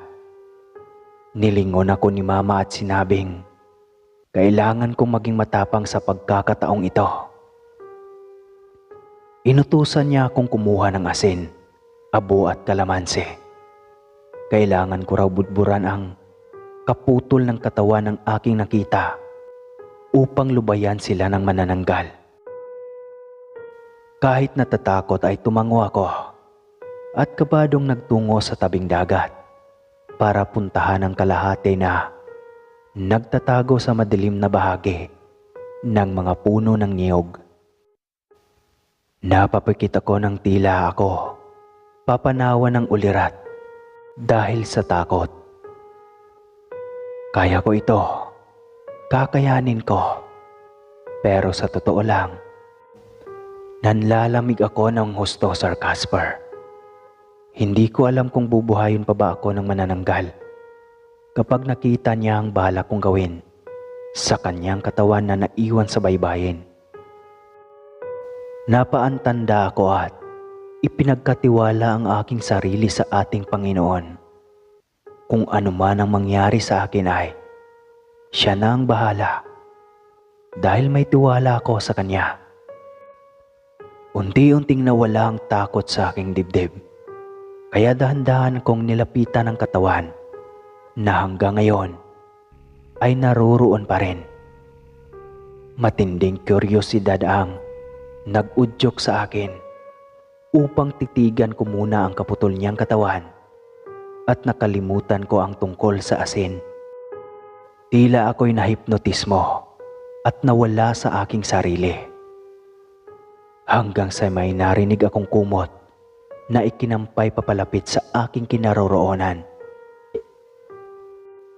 Naalarma ako at nabitawan pa ang supot na pinaghalong asin, katas ng kalamansi at abo nang magulat ako sa nanlilisik niyang mga mata na nakatingin sa akin. Akmang dadalawhong na siya nang isang malakas na braso ang humila sa akin upang maiiwas sa pagsalpukan namin ng nilalang. Nung lumingon ako ay nakita ko si Papa.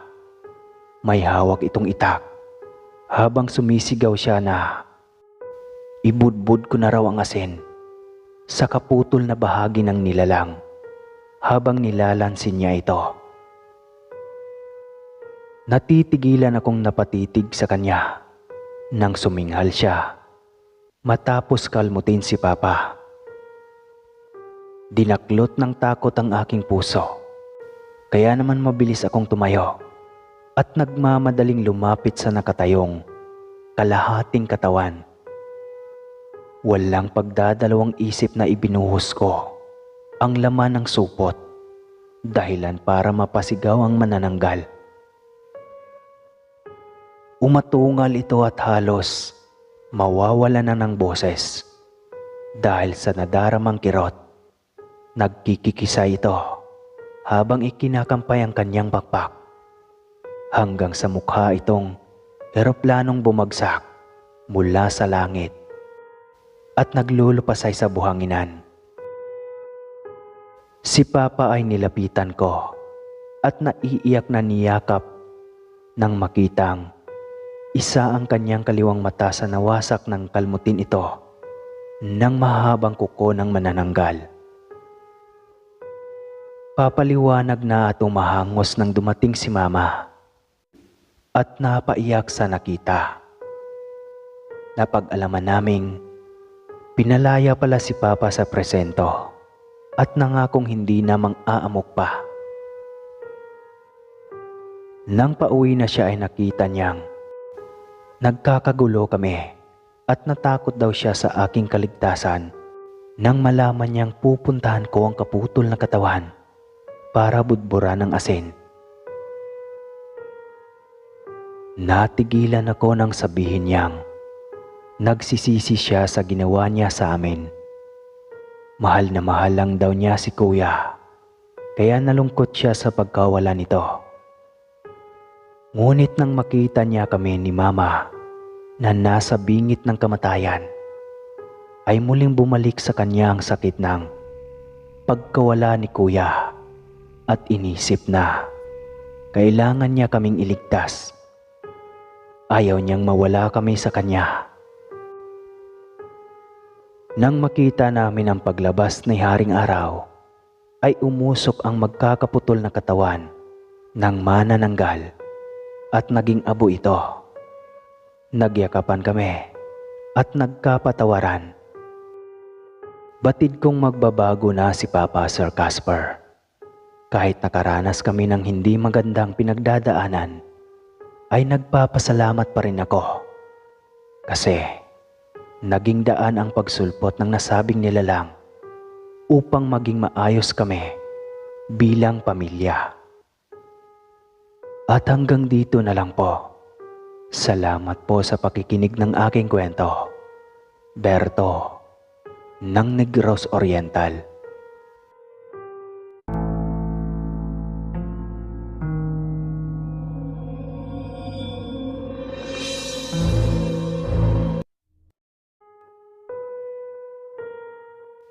Dito sa aming probinsya ng Nueva Ecija ay hindi ganoon kaingay ang mga usap-usapan patungkol sa mga aswang. Palibhasa, nasa modernong panahon na tayo at tila wala nang pakialam ang mga tao sa ganitong mga bagay. Ngunit ibahin niyo kami pagdating sa aming pamilya. Ako si Dennis at hayaan ninyong ikwento ko sa inyo kung bakit. Nasa taong kasalukuyan tayo. Ako ang tipo ng taong hindi kaagad dinadapuan ng antok. Kadalasan ng tulog ko ay 1:00, 2:00. Maaga na ang 12:00 sa akin. At sa mga oras na to ay labis na ang katahimikan sa paligid. Kumbaga, lahat halos ng kaluskos ay madali mo nang maririnig. Isang pasado 12:00 ng hating gabi ay nagising sa kanyang pagkakatulog ang aking asawa. Sanhi ng isang ingay mula sa aming bubong.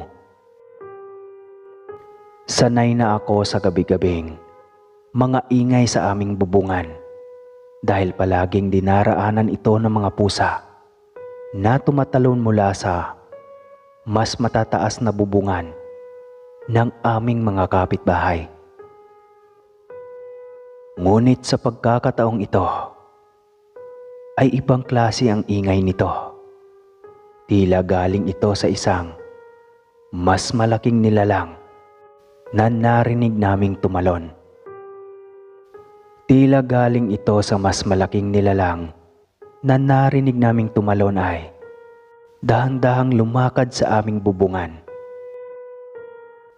Sinabi ng misis ko na mayroong kung anong nilalang ang nasa taas. Sinagot ko ito na baka ito yung aswang na nauna nang nagparamdam noon sa aming magkapatid taong 2017. Sinabi ko rin ditong hayaan na lang kung makikiraan lang naman. Dahil wala naman ding buntis sa amin.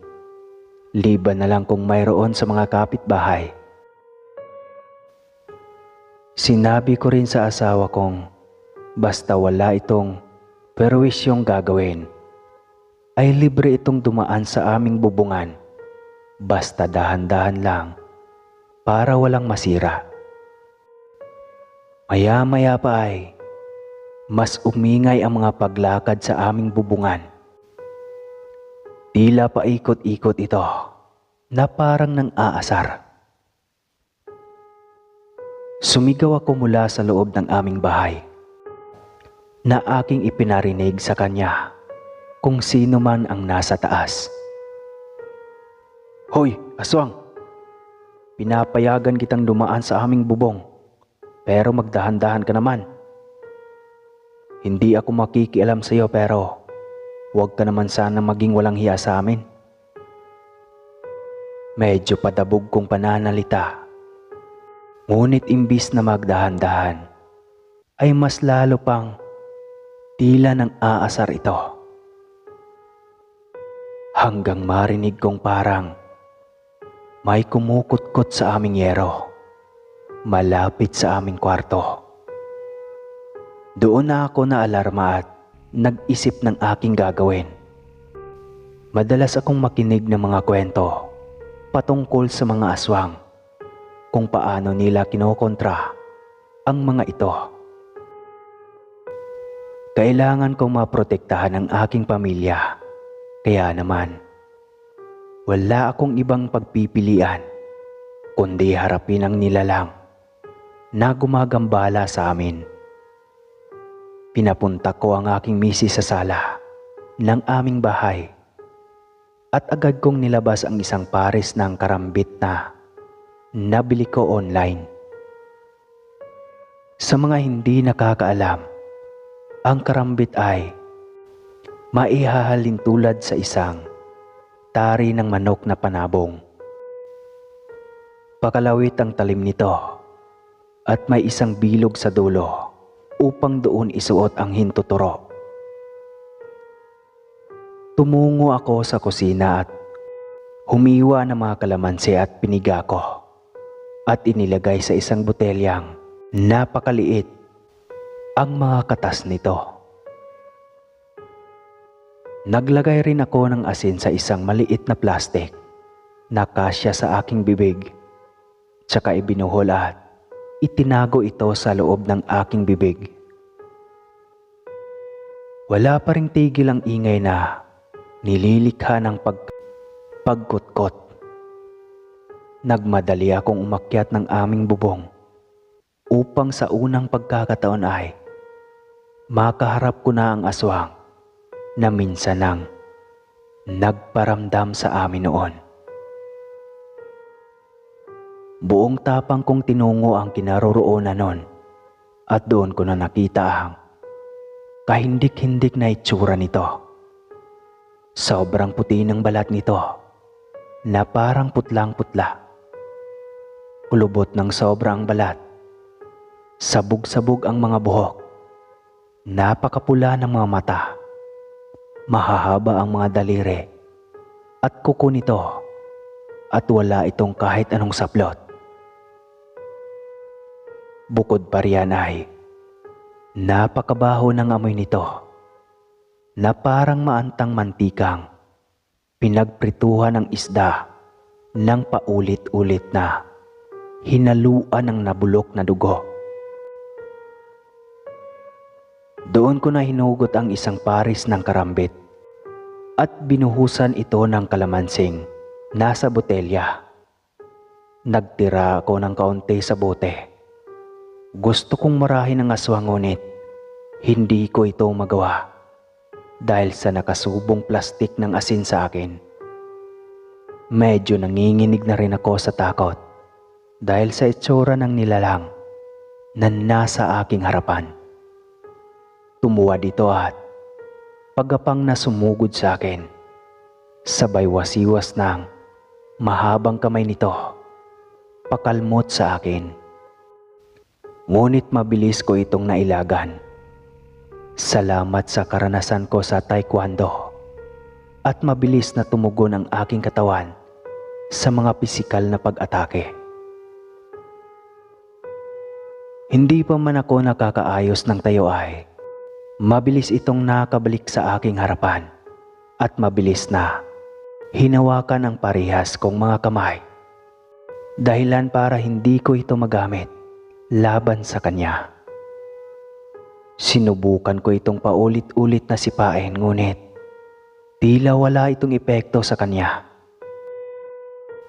Naramdaman ko rin kung gaano kakunat ang balat nito, na parang purong kalyo ang buong katawan ng aswang na iyon. Doon ko na isinagawa ang aking susunod na hakbang. Nginuya ko ng mabilis ang plastik na nasa aking bibig hanggang mabutas ito at idinura diretsyo sa mukha ng napakapangit na nilalang, ang asin na aking ikinoble. Mabilis na kumalas ang aswang sa akin at doon na ito nagsubok na tumakas. Hinabol ko ito ng isang wasiwas ng karambit na nag-iwan ng mababaw ngunit mahabang hiwa sa likuran nito. At nakapagtataka dahil sobrang bilis na nawala nito sa aking paningin. Doon ako nakasigaw sa mga kapitbahay na may aswang. May mga lumabas sa kani-kanilang mga bahay, ngunit wala nang dinatnan. Minura pa ako ng iba. Dahil ano daw ba ang trip ko? Ba't nanggising ako ng ganitong oras? Nakadrugs daw ba ako? Walang naniwala dahil mga wala silang nakita. At doon ko narinig ang katapat naming bahay na si Aling Lenlen nang sabihan nito ang kanyang anak na dalagang si Bernadette na pumasok na at baka mahamugan ito dahil 3 buwan pa naman daw itong buntes. Kuha ko na kung bakit nagbalik ang nilalang na iyon. Mayroon palang buntis sa aming tapat. Mabuti na lang talaga at naglakas loob akong harapin ang aswang na iyon. Salamat din sa mga napapakinggan kong mga kwento sa YouTube na nakapagbigay ng kaalaman sa akin sa paggamit ng kalamansi at asin pangontra sa mga aswang. Napagtanto kong hindi sapat ang kakayahan sa martial arts o tapang pagdating sa pakikipagmuno sa mga ganoong nilalang. Minsan, nasa kusina mo lang ang kailangan para maitaboy ang mga masasamang nilalang na gaya ng aswang. Kaya, salamat sa asin at kalamansi.